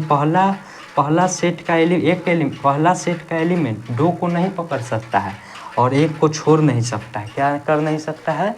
2 को पकड़ नहीं सकता है और 1 को छोड़ नहीं सकता है। दोनों कंडीशन रहेगा तब हम लोग कहेंगे कि वो फलन में है। तो ट्रिक से आप लोग समझिए फलन क्या है। यदि ए और बी 2 समूह है तथा ए के सभी अवयव बी के अधिक अवयव से संबंध रखता है, बी के अधिक अवयव से, बी के कम से कम एक अवयव से संबंध रखता है, तो कहेंगे कि ए और बी फलन में है। ए और बी किस में है? फलन में है। ए और बी फंक्शन में है। इसका ट्रिक है कि 2 को पकड़ेंगे नहीं और 1 को छोड़ेंगे नहीं। मतलब कि एक बेटा 2 माँ को नहीं पकड़ सकता है और 1 को छोड़ भी नहीं सकता है। दोनों कंडीशन है। दोनों कंडीशन क्या है कि 2 को पकड़ नहीं सकते हैं। पहला सेट का एलिमेंट 2 को नहीं पकड़ सकता है, 2 एलिमेंट को नहीं पकड़ सकता है और 1 को छोड़ भी नहीं सकता है। मतलब इसका संबंध किसी न किसी के साथ होना चाहिए। क्या होना चाहिए? संबंध होना ही चाहिए। ए के सभी अवयव, यहाँ पे देखिए दिया है ए के सभी अवयव, तो ए के सभी अवयव का संबंध होना चाहिए। और दूसरा कंडीशन है कि 2 के साथ नहीं होना चाहिए। क्या होना चाहिए? संबंध होना भी चाहिए और 2 के साथ नहीं भी होना चाहिए। तो आई होप कि आप लोग इतना फलन समझ गए होंगे। जैसे चलिए इसको आप लोग समझ गए होंगे, इसको आप लोग नोट कर लीजिए। इतना धीरे धीरे आप लोग को समझाए हैं, आई होप कि आप लोग समझ गए होंगे। कॉन्सेप्ट भी ले लिए हैं माँ और बेटा वाला, जिससे आप लोग जल्दी समझ जाए। तो इसको करते हैं इरेज, इसको करते हैं इरेज, फलन को करते हैं इरेज। अब हम लोग पढ़ेंगे फलन के प्रकार को। किसको पढ़ेंगे? फलन के प्रकार को। पढ़ने से पहले थोड़ा पसीना को हम लोग हटाते हैं।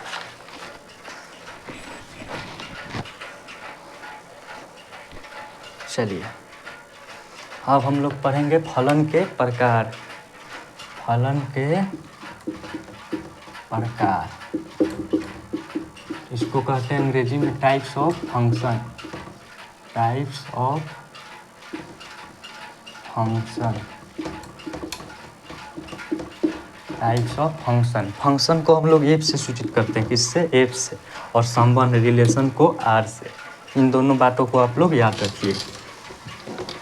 तो फलन के प्रकार को अब हम लोग समझेंगे। फलन कई प्रकार के होते हैं। कितने प्रकार के? फलन कई प्रकार के होते हैं। फलन में सबसे पहले हम लोग समझते हैं वास्तविक फलन को। किसको समझते हैं? वास्तविक फलन को। इसका ही कई प्रकार होता है। फलन का ऐसे तो एक ही प्रकार हम लोग पढ़ेंगे, वास्तविक फलन। लेकिन वास्तविक फलन के अंदर वास्तविक फलन के बहुत सारे प्रकार होते हैं, उसको हम लोग जानेंगे। तो सबसे पहले आप लोग समझिए वास्तविक फलन क्या होता है। चलिए माफ़ करिए, इसको सही से लिखते हैं। वास्तविक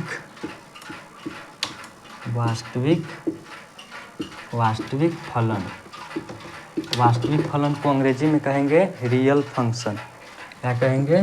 real function. Real function. Real function किसे कहते हैं उसको हम लोग समझते हैं।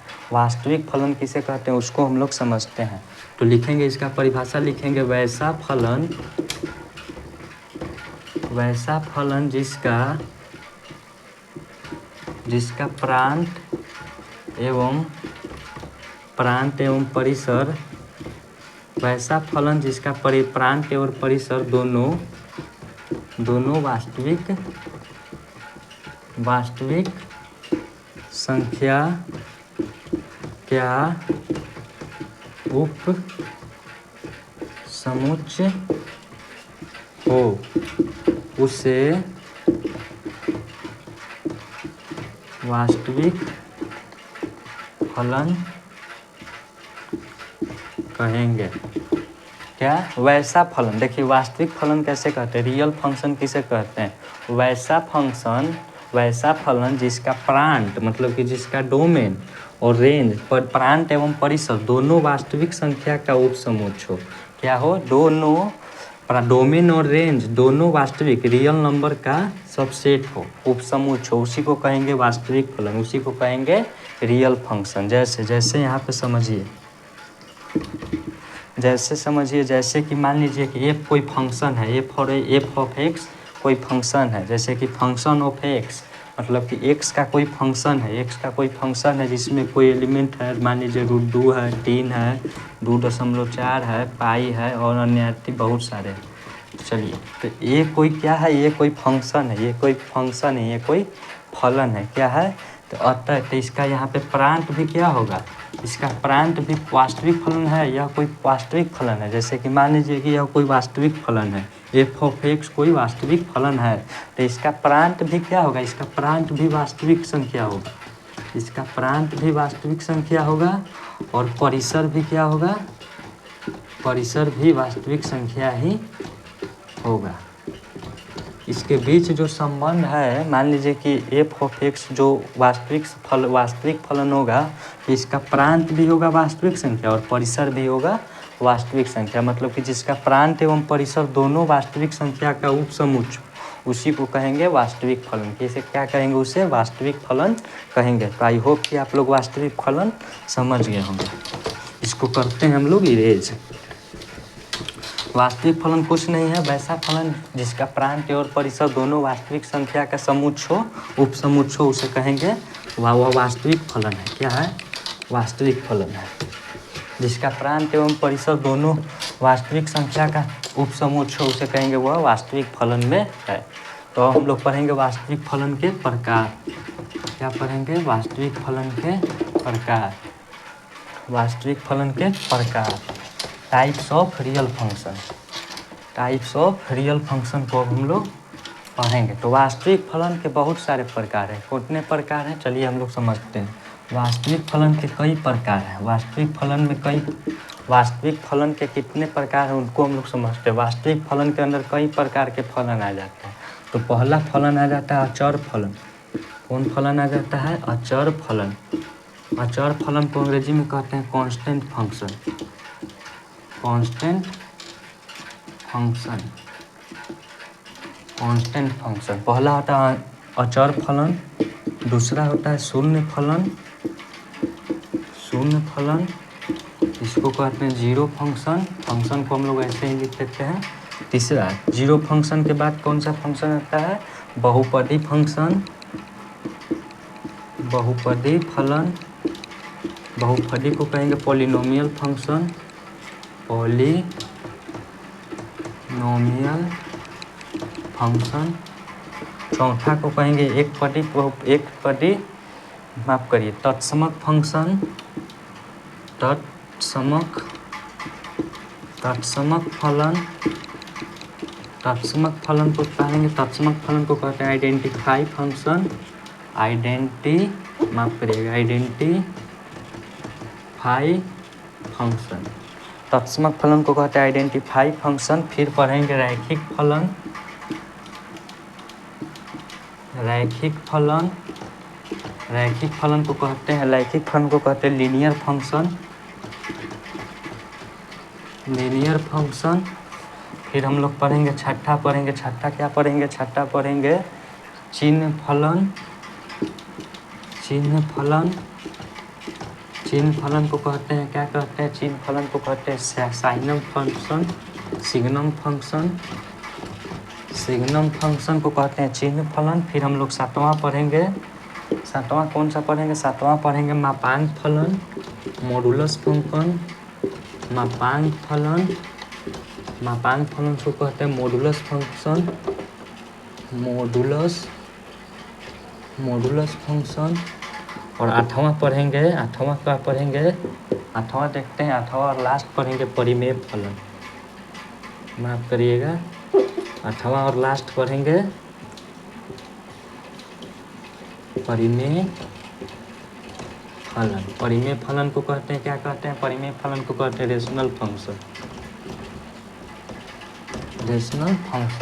तो ये सभी क्या है? ये वास्तविक फलन के प्रकार है। इतने वास्तविक फलन के प्रकार के अंदर हम लोग इतने फलन को पढ़ेंगे। पहला पढ़ेंगे अचर फलन, कांस्टेंट फंक्शन।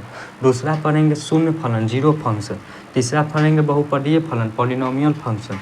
चौथा पढ़ेंगे रैखिक फलन, लीनियर फंक्शन। फिर पढ़ेंगे तत्समक फलन, आइडेंटिफाई फंक्शन। फिर पढ़ेंगे चिन्ह फंक्शन, सिग्नम फंक्शन। फिर पढ़ेंगे मापांक फलन, मॉडुलस फंक्शन।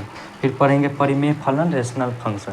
तो इन सभी फलन को हम लोग इतने फंक्शन के इतने प्रकार है, क्या है? फलन के इतने प्रकार हैं। इन सभी फलन के प्रकारों को हम लोग समझेंगे। इसके बाद आपका चैप्टर हो जाएगा द एंड। तो चलिए केवल शॉर्ट में हम लोग समझते हैं, फिर हम लोग पहले हम लोग सभी को परख लेते हैं, फिर हम लोग डिटेल में इन सभी को हम लोग जानेंगे। अभी ही जानेंगे। अचर फलन क्या होता है? अचर फलन मतलब कि कांस्टेंट फंक्शन, जिसका कांस्टेंट हो, जिसका मान कांस्टेंट हो, इसके देखिए इस अचर फलन कुछ नहीं है। अचर फलन क्या है? जिसका परिसर कांस्टेंट हो, जिसका परिसर का मान कांस्टेंट हो, जिसका परिसर एक अचर मान हो, उसी को कहेंगे अचर फलन। शून्य फलन किसे कहेंगे? जिसका परिसर शून्य हो, उसे कहेंगे शून्य फलन। बहुपदी फलन किसे कहेंगे? वैसा फलन जिसका पद बहुपद के रूप में हो। बहुपद मतलब कि बहुपद आप लोग समझ रहे हैं ना? बहुपद क्या होता है? बहुपद क्या होता है? बहुपद होता है चर के घात के रूप में। चर जो होता है घात के रूप में होता है। क्या होता है? चर घात के रूप में। बहुपद में क्या होता है? चर जो होता है घात के रूप में होता है। किसके रूप में होता है? चर जो होता है घात के रूप में होता है। तो बहुपदीय फलन कैसे कहेंगे? वैसा फलन जिसके चर के घातों का जिसके चर के घात जोड़ या घटाव के रूप में हो, प्लस या माइनस के रूप में जिसका चर का घात होगा उसी को कहेंगे बहुपदी फलन। जैसे बहुपदी फलन क्या हो जाएगा? x² प्लस bx माइनस सी। तो ये क्या हो जाएगा? ये बहुपदी फलन का ये उदाहरण हो जाएगा, एग्जाम्पल हो जाएगा। ऐसा रहे तो ये बहुपदीय फलन के अंदर आ जाएगा। फिर होता है तत्समक फलन। क्या होता है? तत्समक फलन। तत्समक फलन को कहते हैं आइडेंटिफाई फंक्शन। तत्समक फलन कुछ नहीं है, वैसा फलन जिसका प्रांत और परिसर दोनों समान हो उसी को कहते हैं तत्समक फलन।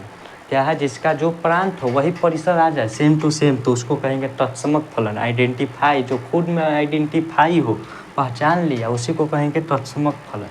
फिर आता है लीनियर फंक्शन, रैखिक फलन। रैखिक फलन कुछ नहीं है, वैसा बहुपदी फलन जिसका घात 1 हो। घात 1 मतलब कि x प्लस b। जिस चर का घात 1 हो, क्या हो? जिस चर का घात 1 हो, जिस अचर का घात 1 हो। यहाँ x का घात कितना है? 1 है। उसी को कहेंगे वैसा बहुपदीय फलन जिसका घात 1 हो, उसको कहेंगे रैखिक फलन, यानी कि लीनियर फंक्शन। क्या कहेंगे? Linear function. फिर होता है चिन्ह फलन। चिन्ह फलन मतलब कि सिग्नम फंक्शन। सिग्नम फंक्शन कुछ नहीं है, वैसा फलन जिसका प्रांत कुछ भी हो लेकिन परिसर हमेशा +1, -1 और 0। परिसर में हमेशा 3 ही चीज़ आएगा, +1, -1 और 0। मतलब कि केवल साइन होगा, या तो प्लस का साइन, माइनस का साइन या 0। परिसर में इन 3 चीज़ आए, प्लस, माइनस और 0। इसके अलावा ये इसमें लिमिट होता है। क्या होता है? लिमिट। इसका प्रांत आप कुछ भी ले लीजिए लेकिन इसका परिसर हमेशा क्या आएगा? परिसर हमेशा आएगा +1, -1 या 0।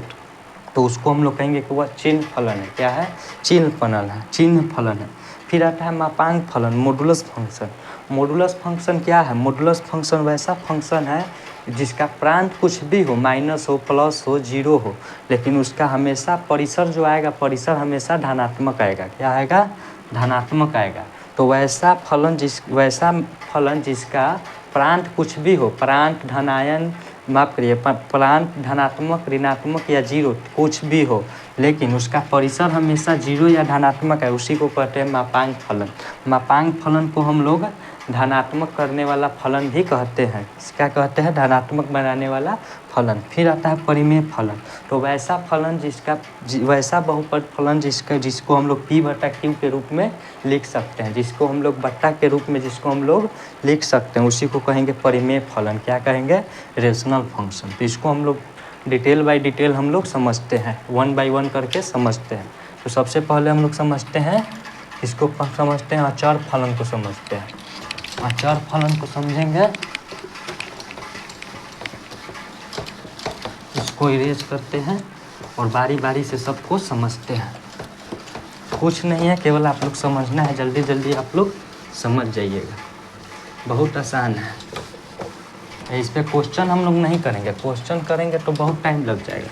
चूँकि हम लोग केवल कॉन्सेप्ट को समझेंगे, इसको समझना है, केवल हम लोग कॉन्सेप्ट समझना है, इसीलिए केवल हम लोग कॉन्सेप्ट को समझेंगे।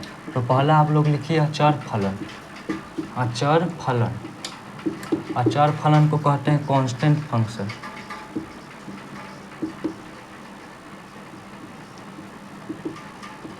कांस्टेंट फंक्शन, कांस्टेंट फंक्शन किसे कहेंगे? यदि इसका परिभाषा लिखिए, यदि फलन f है, यदि फलन f के परिसर में केवल एक ही अवयव हो तो उसे अचर फलन कहेंगे। अचर फलन कहेंगे मतलब कि वैसा फलन जिसके परिसर में केवल एक ही अवयव हो। क्या हो?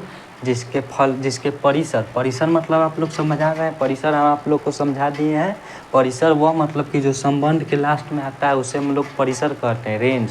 जिसका रेंज केवल एक, जिसके रेंज में केवल एक ही अवयव हो, क्या हो, जिसके रेंज में केवल एक ही अवयव हो उसको कहेंगे अचर फलन, कांस्टेंट फंक्शन। क्या कहेंगे, कांस्टेंट फंक्शन। कांस्टेंट फंक्शन का जैसे कि अर्थात में आप लोग समझिए, अर्थात में आप लोग समझिए कि एफ ऑफ एक्स क्या है, एफ ऑफ एक्स एक फंक्शन है जहाँ एक्स जो है, एक्स जो है क्या है, जहाँ एक्स एक अचर फलन है, जहाँ एक्स एक अचर फलन है, अचर फलन है, क्या है, F of x, F of x एक फलन है जहाँ एक्स एक अचर फलन है।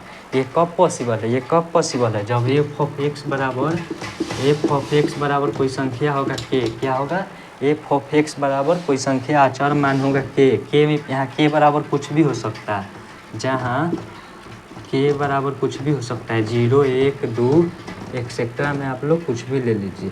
तो मतलब कि वैसा फलन जिसका परिसर में हमेशा एक ही अवयव है, जिसका परिसर में हमेशा एक ही अवयव है, वैसे यदि फलन f के परिसर में केवल एक ही अवयव हो, वैसा फलन जिसका परिसर में केवल एक ही अवयव हो उसे कहेंगे कांस्टेंट फंक्शन। क्योंकि जब परिसर में एक ही अवयव होगा तो वह कांस्टेंट हो जाएगा, वह कांस्टेंट होगा, उसका मान बदलेगा नहीं।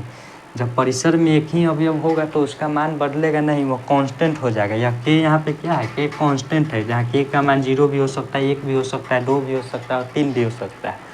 तो के का मान कुछ भी हो सकता है, इसीलिए इसको कहेंगे अचर फलन है। क्या है, अचर फलन है, इसका मान बदलेगा नहीं, 0 लेंगे तो 0 हो जाएगा, 1 लेंगे तो 1 हो जाएगा। तो वैसा फलन जिसका परिसर में केवल एक ही अवयव हो उसे कहेंगे अचर फलन, कांस्टेंट फंक्शन। तो एफ ऑफ एक्स बराबर इसका रूप क्या होता है, इसका रूप होता है एफ ऑफ एक्स बराबर के। एफ ऑफ एक्स बराबर के हो इसको कहेंगे अचर फलन है। क्या है, अचर फलन है। क्या है, अचर फलन, जहाँ के बराबर 0 भी हो सकता है, 1 भी हो सकता है, 2 भी हो सकता है, 3 भी हो सकता है। तो इसको कहेंगे अचर फलन, कांस्टेंट फंक्शन। अब यहीं से एक और फलन आप लोग सीधे समझ जाइए, दूसरा समझ जाइए शून्य फलन। क्या समझ जाइए, शून्य फलन, यहीं पे आप लोग समझ जाइए। शून्य फलन कुछ नहीं है, कुछ नहीं है मतलब कि समझिए, यदि फलन एफ के परिसर में केवल एक ही अवयव है ना, तो यहाँ पे यदि फलन एफ के परिसर में 0 हो, क्या हो, जहाँ एफ के फलन परिसर में 0 हो, क्या हो, 0 हो, परिसर में 0 आ गया तो वह कहेंगे कि वह शून्य फलन है। क्या है, शून्य फलन है। तो शून्य फलन भी एक प्रकार का क्या है, शून्य फलन भी एक प्रकार का अचर फलन है, कांस्टेंट फंक्शन है। क्या है, कांस्टेंट फंक्शन है। चूँकि जो 0 आएगा, 0 तो अचर फलन के अंदर आ जा रहा है। एफ ऑफ एक्स बराबर 0 लेंगे तो यह अचर फलन के अंदर आ जाएगा। चूँकि के का मान केवल 0 है, ये बदलेगा नहीं, तो ये कांस्टेंट फंक्शन तो है। लेकिन अगर केवल 0 आ गया तो इसको हम लोग नाम दे दिए शून्य फलन। तो इसका परिभाषा लिखेंगे, इसका परिभाषा हम लोग क्या लिखेंगे, चलिए इसका परिभाषा हम लोग लिखते हैं, इसको हम लोग करते हैं इरेज।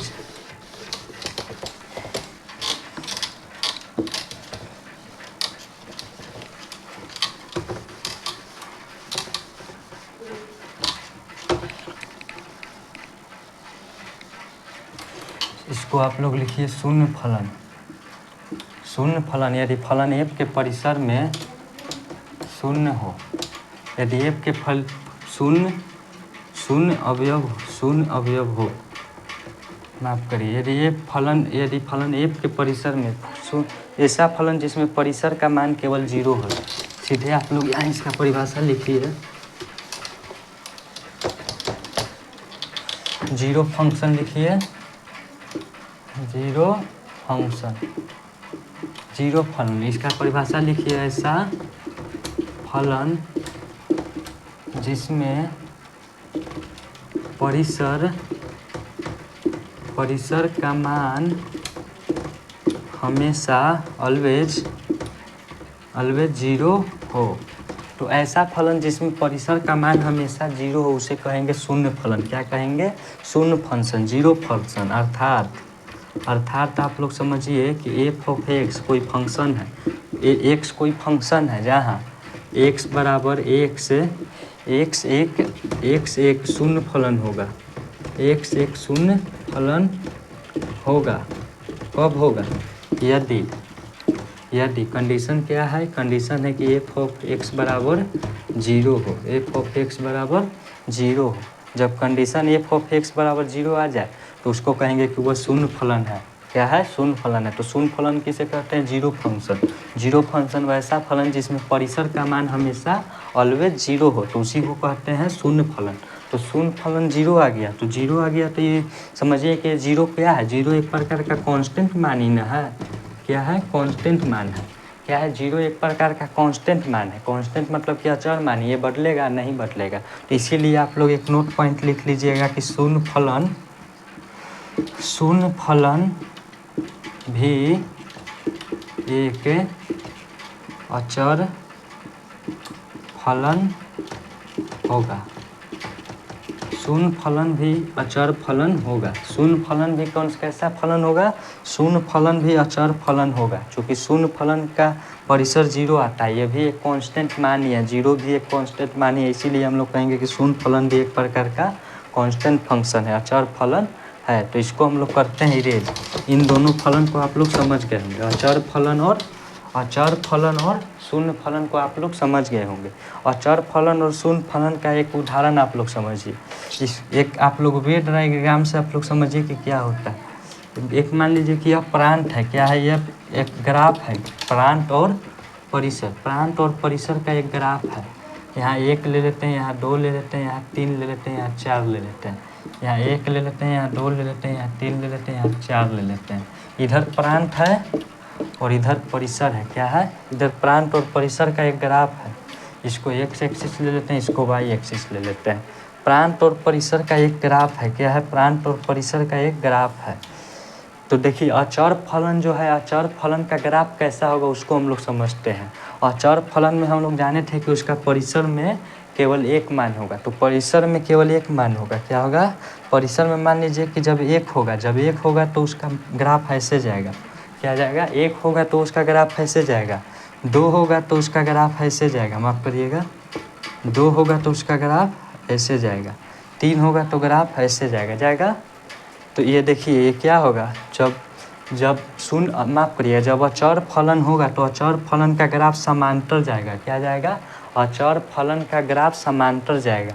अब मान लीजिए जब शून्य फलन होगा तो शून्य फलन का ग्राफ किस पे जाएगा, शून्य फलन का ग्राफ इस पे जाएगा, शून्य फलन का ग्राफ इस पे जाएगा, शून्य फलन का ग्राफ इस पे जाएगा, मतलब कि वही रेखा पे जाएगा। इसको आप लोग समझिए, फिर से समझिए।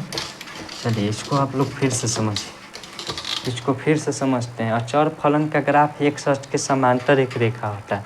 अचर फलन का ग्राफ जो होगा, अचर फलन में मान लीजिए कि कोई प्रांत ले लेते हैं एक, क्या ले लेते हैं, प्रांत ले लेते हैं एक, क्या ले लेते हैं, प्रांत एक। तो उसका जो ग्राफ जाएगा वैसे जाएगा, ग्राफ ऐसे जाएगा तो एक अक्ष के समांतर जाएगा। दो भी लेंगे तो उसका ग्राफ ऐसे ही जाएगा, तीन लेंगे तो उसका ग्राफ ऐसे जाएगा, मतलब कि एक अक्ष के समांतर जाएगा।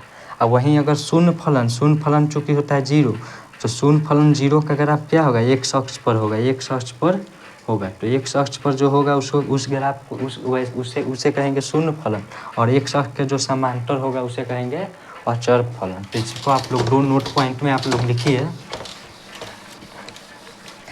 दो नोट पॉइंट आप लोग यहाँ पे आप लोग लिख लीजिए कि अचर फलन का ग्राफ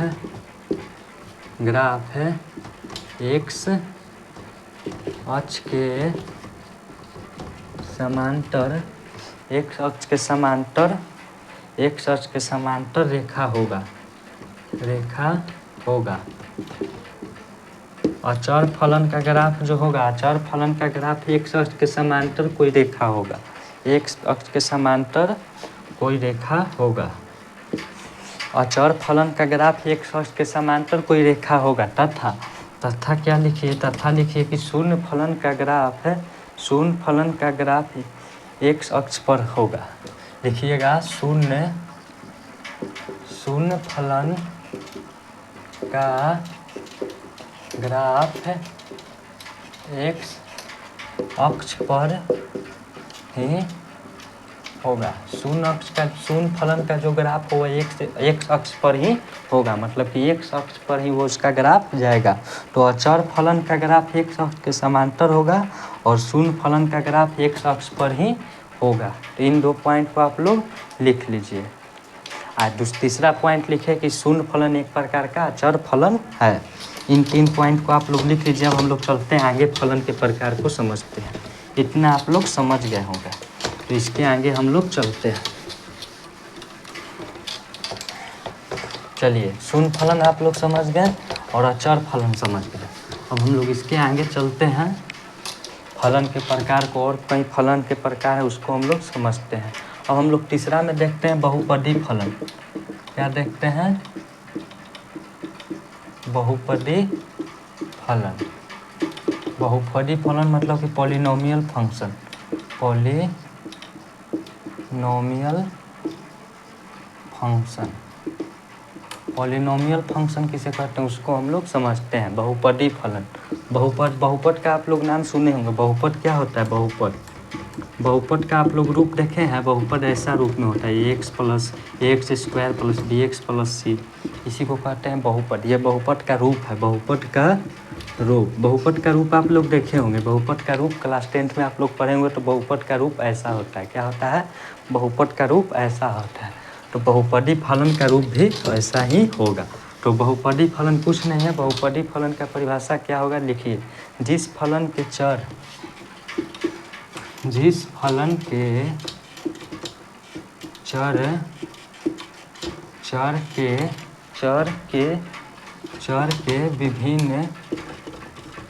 के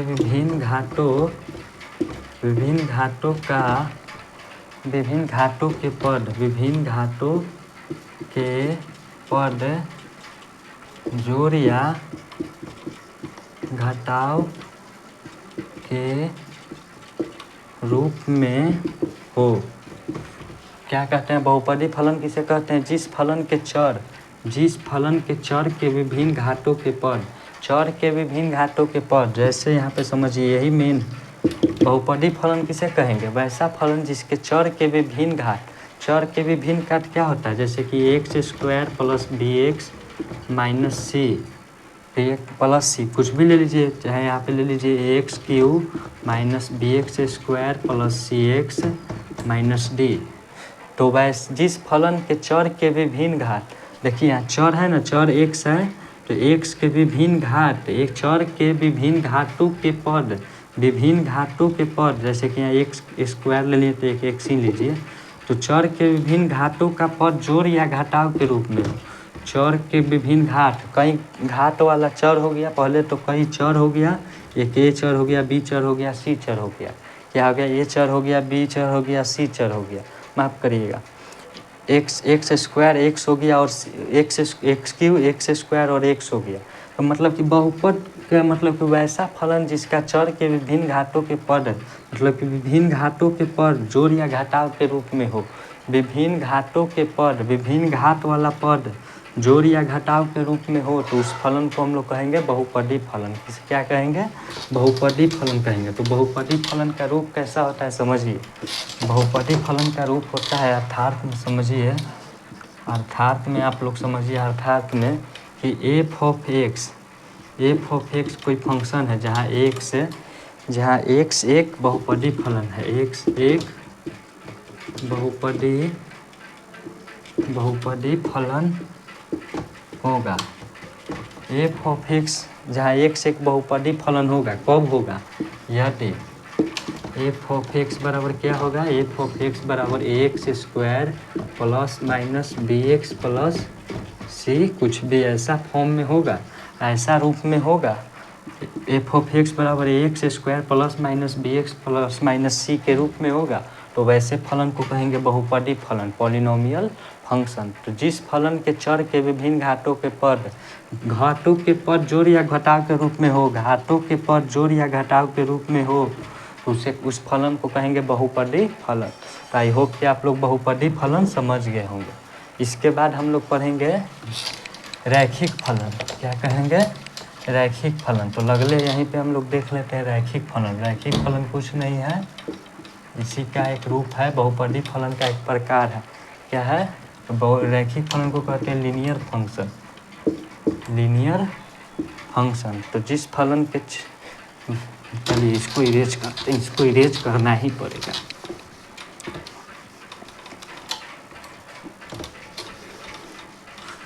इसको इरेज करना ही पड़ेगा। तो चलिए रैखिक फलन किसे कहेंगे? वैसा बहुपदी फलन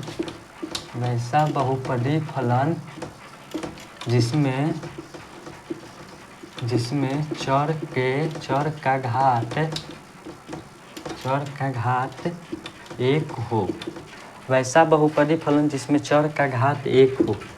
वैसा बहुपदी फलन जिसमें चर का घात 1 हो, मतलब कि जिस चर का घात 1 होगा, जैसे अर्थात में आप लोग समझिए कि f ऑफ x एक रैखिक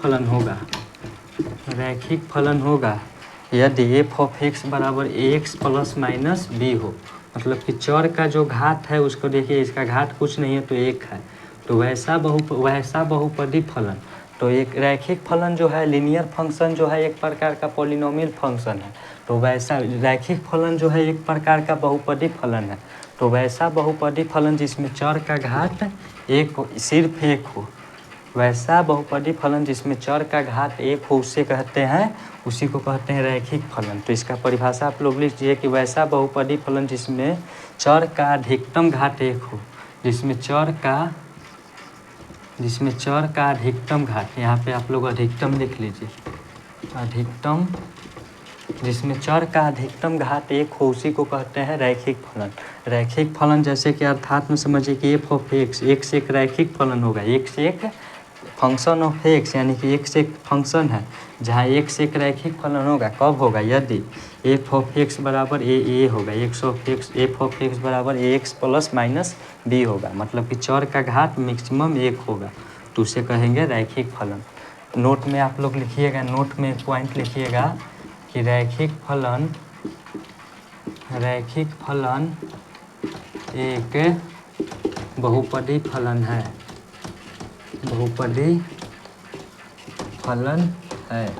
रैखिक फलन एक बहुपदी फलन है। ये आप लोग एक पॉइंट में लिख लीजिएगा। तो आई होप कि आप लोग ये पहला अचर फलन, शून्य फलन, बहुपदी फलन और रैखिक फलन को समझ गए होंगे। तो हम लोग चलते हैं इसके आगे, इतना तक आप लोग समझ गए होंगे। और हम लोग चलते हैं इसके आगे, फलन के और भी 4 प्रकार हैं, उसको हम लोग समझते हैं। तो इतना आप लोग समझ गए होंगे। अब इसके आगे हम लोग चलते हैं, इसके आगे हम लोग देखते हैं, इसके बाद हम लोग देखेंगे परिमेय फलन। क्या देखेंगे? 5वां देखिए, परिमेय फलन।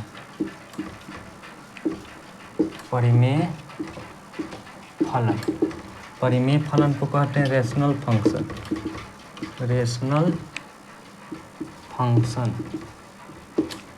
फंक्शन किसे कहते हैं उसको आप लोग समझिए।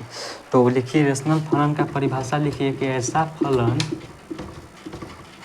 फलन जिसमें दो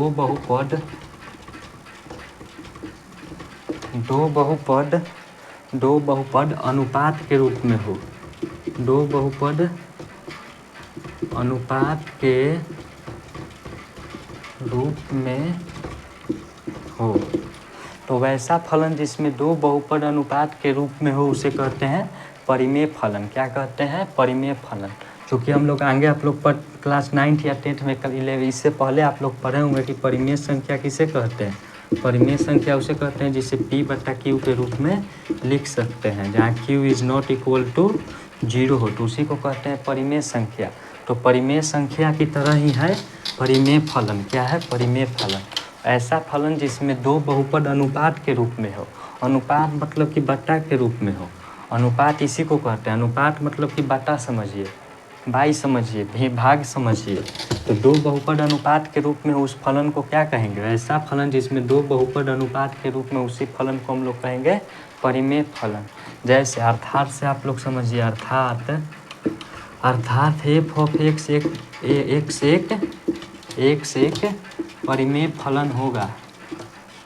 परिमेय फलन होगा कब होगा? यदि f ऑफ x बराबर p ऑफ x बटा q of x, f of x बराबर p ऑफ x बटा q ऑफ x होगा, जहाँ q of x is not equal to 0 हो। ठीक है, तो ऐसे परिमेय फलन किसे कहेंगे? परिमेय फलन किसे कहेंगे? ऐसा फलन जिसमें दो बहुपद अनुपात के रूप में हो, दो बहुपद अनुपात के रूप में हो, अर्थात एफ ऑफ एक्स बराबर एक से एक परिमेय फलन होगा। क्या होगा? एक से एक, यहाँ पे एक से एक परिमेय फलन है। यदि एफ ऑफ एक्स इस रूप में हो, पी ऑफ एक्स बटा क्यू ऑफ एक्स के रूप में हो, जहाँ Q of X not equal to 0 हो, तो ऐसे फलन को हम लोग कहेंगे परिमेय फलन। तो सीधा समझिए कि अनुपात के रूप में कोई भी फलन है तो उसी को कहेंगे परिमेय फलन। क्या है? परिमेय फलन। जिस फलन को हम लोग अनुपात के रूप में लिख सकते हैं उस फलन को हम लोग परिमेय फलन कह सकते हैं। केवल कंडीशन एक है कि क्यू ऑफ एक्स बराबर नॉट इक्वल टू 0 हो, मतलब कि नीचे वाला बहुपद 0 नहीं होना चाहिए। आई होप कि आप लोग परिमेय फलन समझ गए होंगे। परिमेय फलन के बाद हम लोग चलते हैं नेक्स्ट फलन को हम लोग समझते हैं।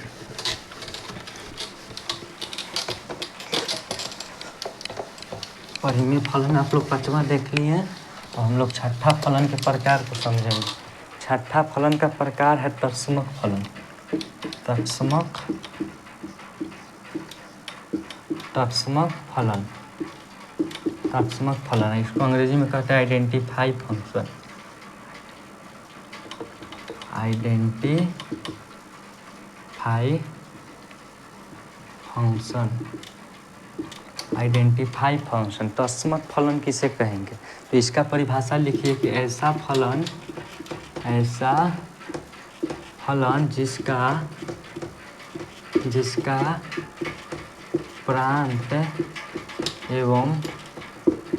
जिसका प्रांत एवं परिसर, ऐसा फलन जिसका प्रांत एवं परिसर समान हो, ऐसा फलन जिसका प्रांत एवं परिसर समान हो, उसी फलन को हम लोग कहते हैं तत्समक फलन। क्या कहते हैं? तत्समक फलन। अर्थात में आप लोग समझिए, अर्थात कब क्या होगा? अर्थात समझिए कि अर्थात एफ ऑफ एक्स यानी कि फंक्शन ऑफ एक्स एक से एक तत्समक फलन होगा। क्या होगा? तत्समक फलन होगा। कब होगा? यदि एफ ऑफ एक्स बराबर एक्स ही मिल जाए।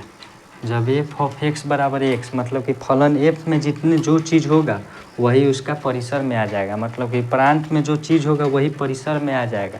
कहाँ आ जाएगा? जो प्रांत में होगा वही परिसर में आ जाए, एकदम जेम टू टेव, एकदम समान। जो प्रांत में नहीं है वही परिसर में आ जाए, तो वैसे फलन को हम लोग कहेंगे तत्समक फलन, यानी कि आइडेंटिफाई फंक्शन। क्या कहेंगे?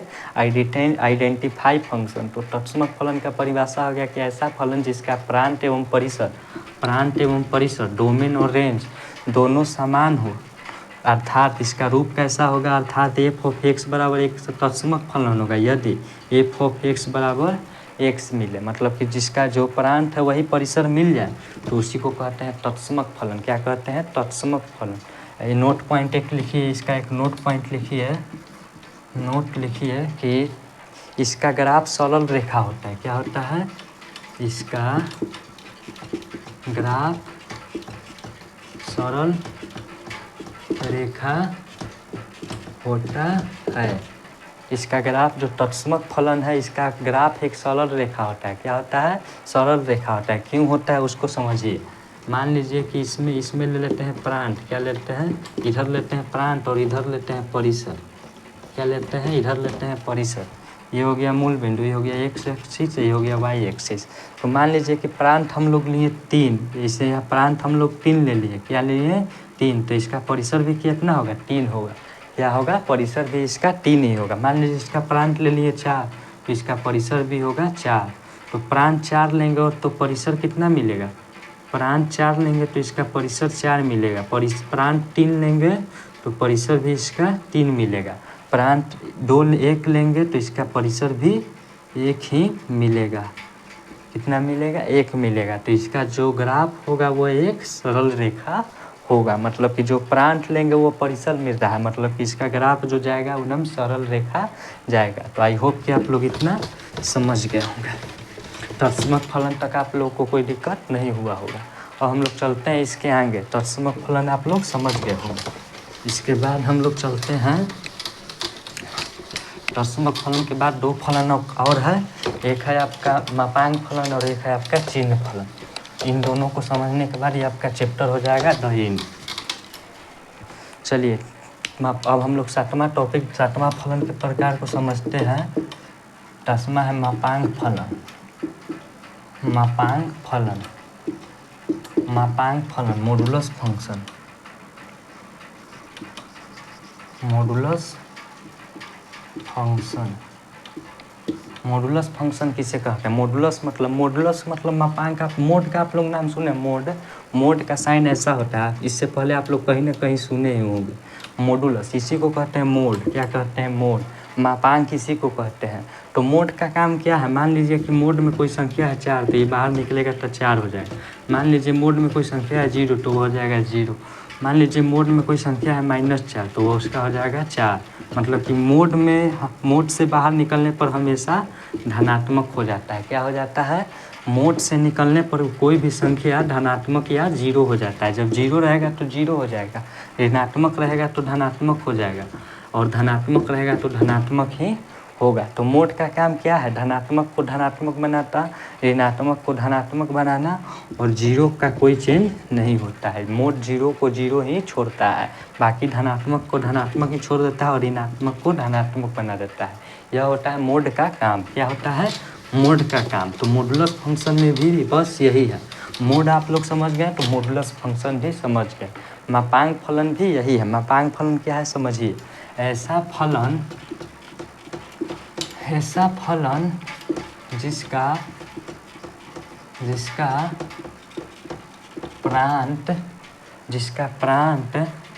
प्रांत मतलब कि धनात्मक, ऋणात्मक या 0 कुछ भी हो,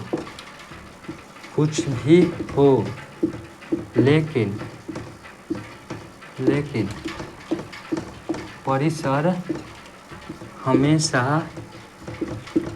हमेशा 0 और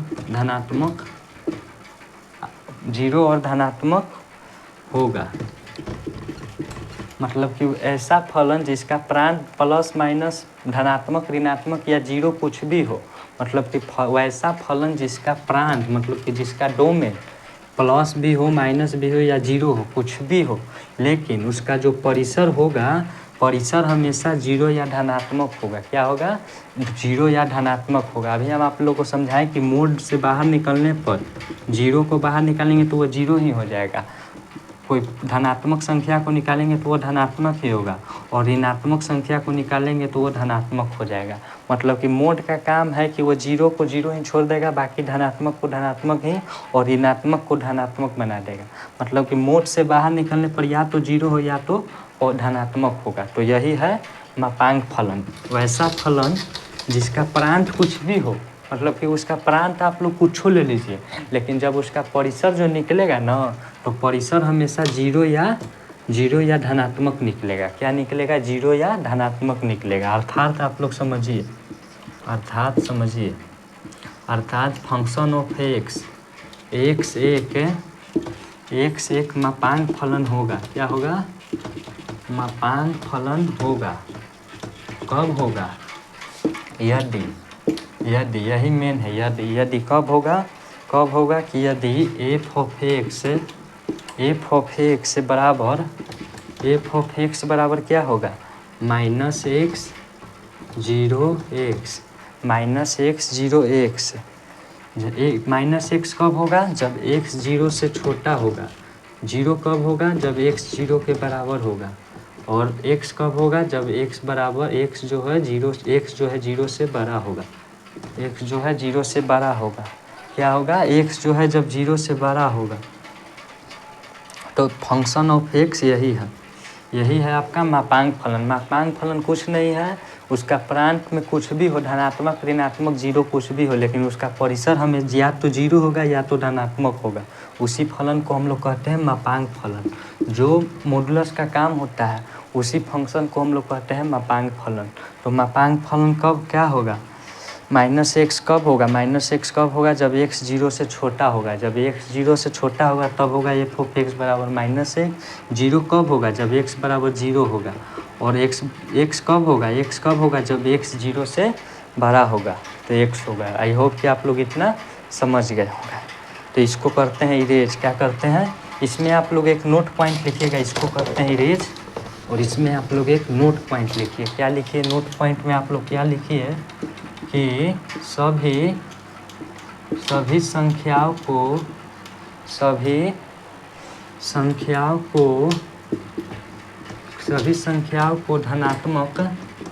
धनात्मक बनाने वाला फलन। सभी संख्याओं को धनात्मक बनाने वाला फलन कौन है? सभी संख्याओं को धनात्मक बनाने वाला फलन के नाम से हम लोग मापांक फलन को जानते हैं। इसको जानते हैं मापांक फलन, यानी कि मॉडुलस फंक्शन को जानते हैं। चूँकि ये माइनस में हो या प्लस में हो सभी को पॉजिटिव बना देता है। क्या बना देता है? पॉजिटिव बना देता है। तो ये आप लोग नोट पॉइंट में लिख लीजिएगा कि सभी संख्याओं को आपसे ऑब्जेक्टिव में पूछ सकता है कि सभी संख्याओं को धनात्मक बनाने वाला कौन सा फलन है, तो इसको कहेंगे मॉडुलस फंक्शन है, मापांक फलन है। ये पॉइंट नंबर 1 में आप लोग लिख लीजिएगा। पॉइंट नंबर 1 में आप लोग लिख लीजिए कि सभी संख्याओं को धनात्मक बनाने वाला फलन तो मापांक फलन। पॉइंट नंबर 2 में आप लोग लिखिएगा कि इसका ग्राफ है मॉडुलस फंक्शन का ग्राफ। इसका ग्राफ कैसा होता है? इसका ग्राफ एगो एक शख्स के एने जाएगा, एगो एक जीरो एक माफ करिएगा, एक मूल बिंदु से एक फर्स्ट पहला चतुर्थांश में जाएगा और एक मूल बिंदु से दूसरा चतुर्थांश में जाएगा। कहाँ जाएगा? चलिए इसका ग्राफ मूल बिंदु से, इसका ग्राफ है मूल बिंदु से प्रथम पाद माफ करिएगा, लाइट कट गया, इसी कारण इस क्लास को इसके बाद स्टार्ट किया जाएगा। तो चलिए हम लोग देख लिए थे कि मॉडुलस फंक्शन क्या होता है। और मॉडुलस फंक्शन का जो पहला नोट पॉइंट देखे थे कि मॉडुलस फंक्शन सभी संख्याओं को धनात्मक बनाने वाला फलन होता है। मापांक फलन क्या है? मापांक फलन सभी संख्याओं को धनात्मक बनाने वाला फलन। ऑब्जेक्टिव में आपसे पूछेगा सभी संख्याओं को धनात्मक बनाने वाला फलन, तो आपको आंसर देना है मापांक फलन। फिर हम लोग दूसरा पॉइंट देखे थे कि इसका ग्राफ मूल बिंदु से प्रथम पाद तथा द्वितीय पाद को आप लोग चतुर्थांश में लिख सकते हैं। द्वितीय पाद में सरल रेखा होगा। क्या होगा? इसका जो ग्राफ होगा मूल बिंदु से प्रथम पाद तथा द्वितीय पाद में सरल रेखा होगा। जैसे कि समझिए ये इसका ग्राफ हो गया, ये हो गया एक्स एक्सिस, ये हो गया वाई एक्सिस। इसको एक्स एक्सिस कहेंगे, इसको कहेंगे वाई एक्सिस, इसको कहेंगे एक्स डैश, इसको कहेंगे वाई डैश। तो इसका जो ग्राफ होगा मूल बिंदु से प्रथम पाद, यह हो जाएगा मूल बिंदु से प्रथम पाद, यह है प्रथम पाद। ये इसको कहते हैं प्रथम चतुर्थांश, इसको कहते हैं द्वितीय चतुर्थांश, इसको कहते हैं थर्ड चतुर्थांश और इसको कहते हैं चतुर्थ चतुर्थांश।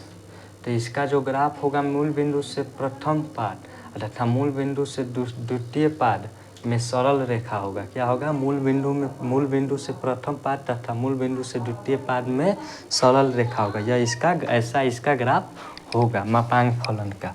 इसका मापांक फलन का ग्राफ ऐसा होगा।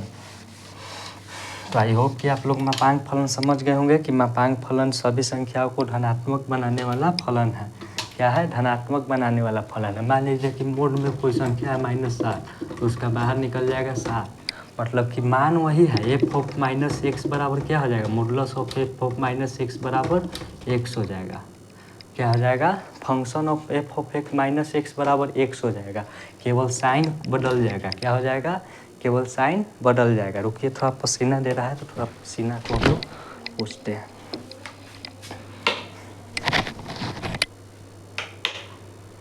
चलिए, पसीना को थोड़ा पोंछ लिए, फैन को ऑन कर दिए, फैन ऑफ था। तो यह हो गया modulus function. F of minus x लेंगे तो एक्स हो जाएगा, केवल साइन माइनस से प्लस हो जाएगा।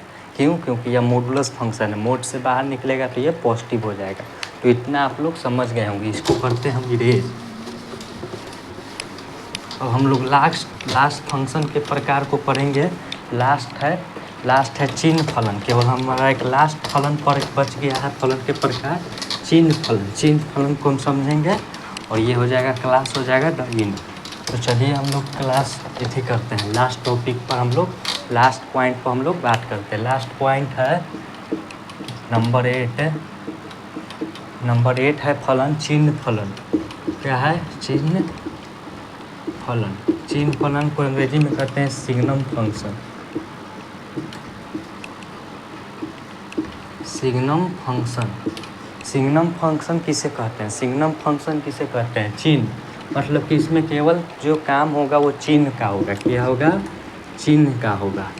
इसमें जो काम होगा केवल चिन्ह का होगा। तो चिन्ह 3 प्रकार के होते हैं, एगो होता है प्लस, एगो माइनस, एगो होता है जीरो। क्या होता है? एगो शून्य। तो शून्य के पास कोई चिन्ह नहीं होता, ये माइनस निगेटिव का साइन, और पॉजिटिव के पास प्लस का साइन। तो ये होता है साइन जो होता है, साइन जो होता है वो 3 प्रकार का होता है, और चिन्ह फलन में केवल साइन का ही काम है।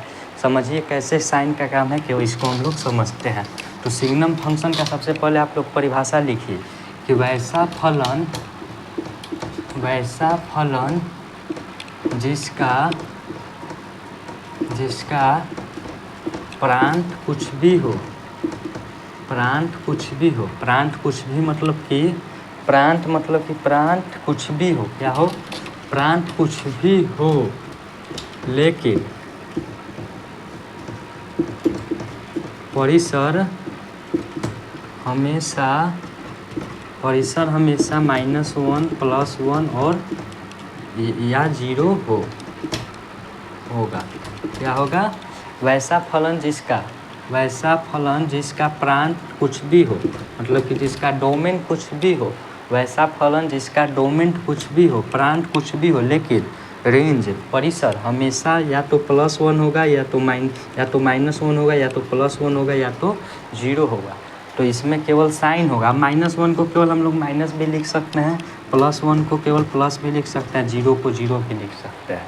तो यही केवल हम आप लोग को बता रहे थे कि चिन्ह फलन में केवल चिन्ह का काम होता है। क्या होता है? चिन्ह का काम होता है। तो वैसा फलन जिसका प्रांत कुछ भी हो, लेकिन परिसर हमेशा यह है। परिसर क्या है? परिसर हमेशा -1 आए या +1 आए या 0 आए, इसको कहते हैं लिमिटेड फंक्शन। इसको हम लोग लिमिट लगा देते हैं। क्या लगा देते हैं? लिमिट लगा देते हैं, इस लिमिटेड कर देते हैं, लिमिट लगा देते हैं। इसीलिए इसको कहते हैं चिन्ह फलन। क्या कहते हैं? चिन्ह फलन एक प्रकार का लिमिटेड फंक्शन है, क्योंकि इसमें हमेशा परिसर या तो -1 आएगा या तो +1 आएगा, चाहे उसका प्रांत कुछ भी आप ले लीजिए। क्या कीजिए? उसका प्रांत आप कुछ भी ले लीजिए, लेकिन उसका परिसर जो है हमेशा यही आएगा। अर्थात से आप लोग समझिए, अर्थात क्या है चिन्ह फलन? अर्थात f(x) एक चिन्ह फलन होगा, x एक चिन्ह फलन होगा, x एक चिन्ह फलन होगा। कब होगा? यदि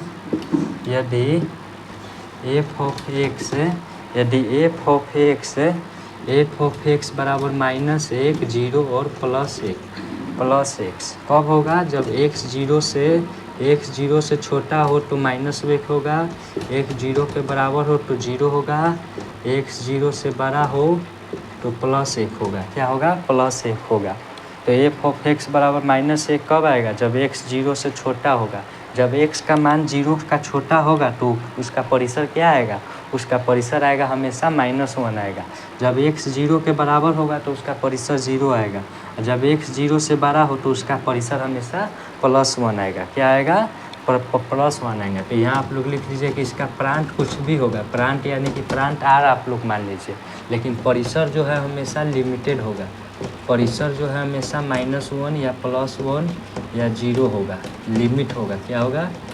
लिमिट होगा, लिमिटेड होगा। परिसर जो है हमेशा या तो -1 आएगा या तो +1 आएगा, या तो -1 या तो +1 या तो 0। तो इसका प्रांत कुछ भी हो सकता है। प्रांत मतलब कि प्रांत इसका कुछ भी हो सकता है। प्रांत यहाँ आप भी कुछ भी ले सकते हैं, लेकिन जो परिसर है हमेशा लिमिटेड आएगा, या तो +1 आएगा या तो -1 आएगा या तो 0 आएगा। तो यही हो गया ये आपका चिन्ह फलन। तो इसको आप लोग समझ गए होंगे। इसको ट्रिक से याद करने का सबसे बढ़िया उपाय हम आप लोग को बताते हैं कि ये पॉजिटिव का मान, जब ए पॉजिटिव होगा तो उसका जो मान होगा वो +1 आएगा। नेगेटिव का मान -1 आएगा। f(0) का मान क्या होगा? f(0) का मान 0 हो जाएगा। जब अब f(x) जब पॉजिटिव होगा तो उसका मान आएगा, उसका जो परिसर आएगा +1 आएगा। जब नेगेटिव x होगा तो उसका मान हमेशा -1 आएगा। और f(0) का मान, फंक्शन ऑफ 0 का मान, परिसर हमेशा 0 आएगा। तो यह इसका ट्रिक है, इसी को कहते हैं चिन्ह फलन। चिन्ह फलन में लिमिट होता है, उसका परिसर हमेशा या तो +1 आएगा या तो -1 आएगा या तो 0 आएगा। अब मॉडुलस फंक्शन क्या था, मॉडुलस फंक्शन में केवल धनात्मक कर देता था, जैसे कि f of -x of modulus -x, तो उसका कर देता था +x। ये होता था मॉडुलस फंक्शन। क्या होता था, मॉडुलस फंक्शन। लेकिन यहाँ अगर f ऑफ -x है, ये f ऑफ -x है चिन्ह फलन में, तो यह हो जाएगा -1। यह हो गया लिमिट। क्या हो गया, लिमिट हो गया, ये लिमिटेड हो गया। f ऑफ -x कोई भी यहाँ f ऑफ -4 भी लीजिएगा ना, तो ये इसका जो परिसर आएगा वो हमेशा -1 ही आएगा। इसी को कहते हैं चिन्ह फलन। क्या कहते हैं, चिन्ह फलन। तो इतना आज के लिए कॉन्सेप्ट में इतना ही हम लोग जानेंगे। अगर इस पर प्रश्न करना है तो आपको एक्सरसाइज में जाना होगा। कहाँ जाना होगा, उसको हम लोग एक्सप्लेन से पढ़ेंगे। क्या करेंगे, चूँकि हम आप लोग को बताए थे कि यह क्लास रिवीजन की तरह होने वाला है। क्या है, कॉन्सेप्ट वाला, कॉन्सेप्ट बेस्ड क्लास है, तो ये रिवीजन की तरह होगा, क्योंकि ये 1 शॉट में किसी भी चैप्टर को ख़त्म करना नामुमकिन बात है। तो इसीलिए रिवीजन में हम लोग इतना समझ नहीं है। रिवीजन के तौर पर हम लोग पहले हम लोग संबंध को समझे, फिर हम लोग प्रांत, परिसर और सहप्रांत को समझे, समुच्चयों का गुणन को समझे, फलन को समझे, वास्तविक फलन को समझे, वास्तविक फलन के 8 प्रकार को समझे। तो आज के क्लास में हम लोग संबंध और फलन को इतना बारे में हम लोग सभी टॉपिक पर हम लोग बात कर चुके हैं, लेकिन उससे रिलेटेड प्रश्न हम लोग नहीं बनाए हैं। तो प्रश्न हम लोग एग्जाम्पल और एक्सरसाइज बुक से बनाएंगे। तो यह रिवीजन क्लास था, इसीलिए आज की क्लास में हम लोग इतना ही रहने देते हैं। आई होप कि आप लोग इससे कुछ ना कुछ ज़रूर सीखे होंगे। अगर आपको इसमें कहीं भी इस चैप्टर से आपको कहीं भी कोई भी टॉपिक समझने में दिक्कत हो, तो आप मेरे व्हाट्सअप नंबर पर मैसेज कर सकते हैं। उसके लिए मैं स्पेशल आपके लिए वीडियो बनाऊंगा। यह रहा मेरा व्हाट्सअप नंबर, तो आप लोग इस पर मैसेज कर सकते हैं। अन्यथा आपको इस क्लास से कुछ भी समझ में आए तो आप लोग कमेंट में ज़रूर रिप्लाई करिएगा। इससे मेरा दिल प्रसन्न होता है। तो चलिए मिलते हैं अगले वीडियो में। तब तक के लिए आप लोग हंसते रहिए, मुस्कुराते रहिए, पढ़ते रहिए। धन्यवाद।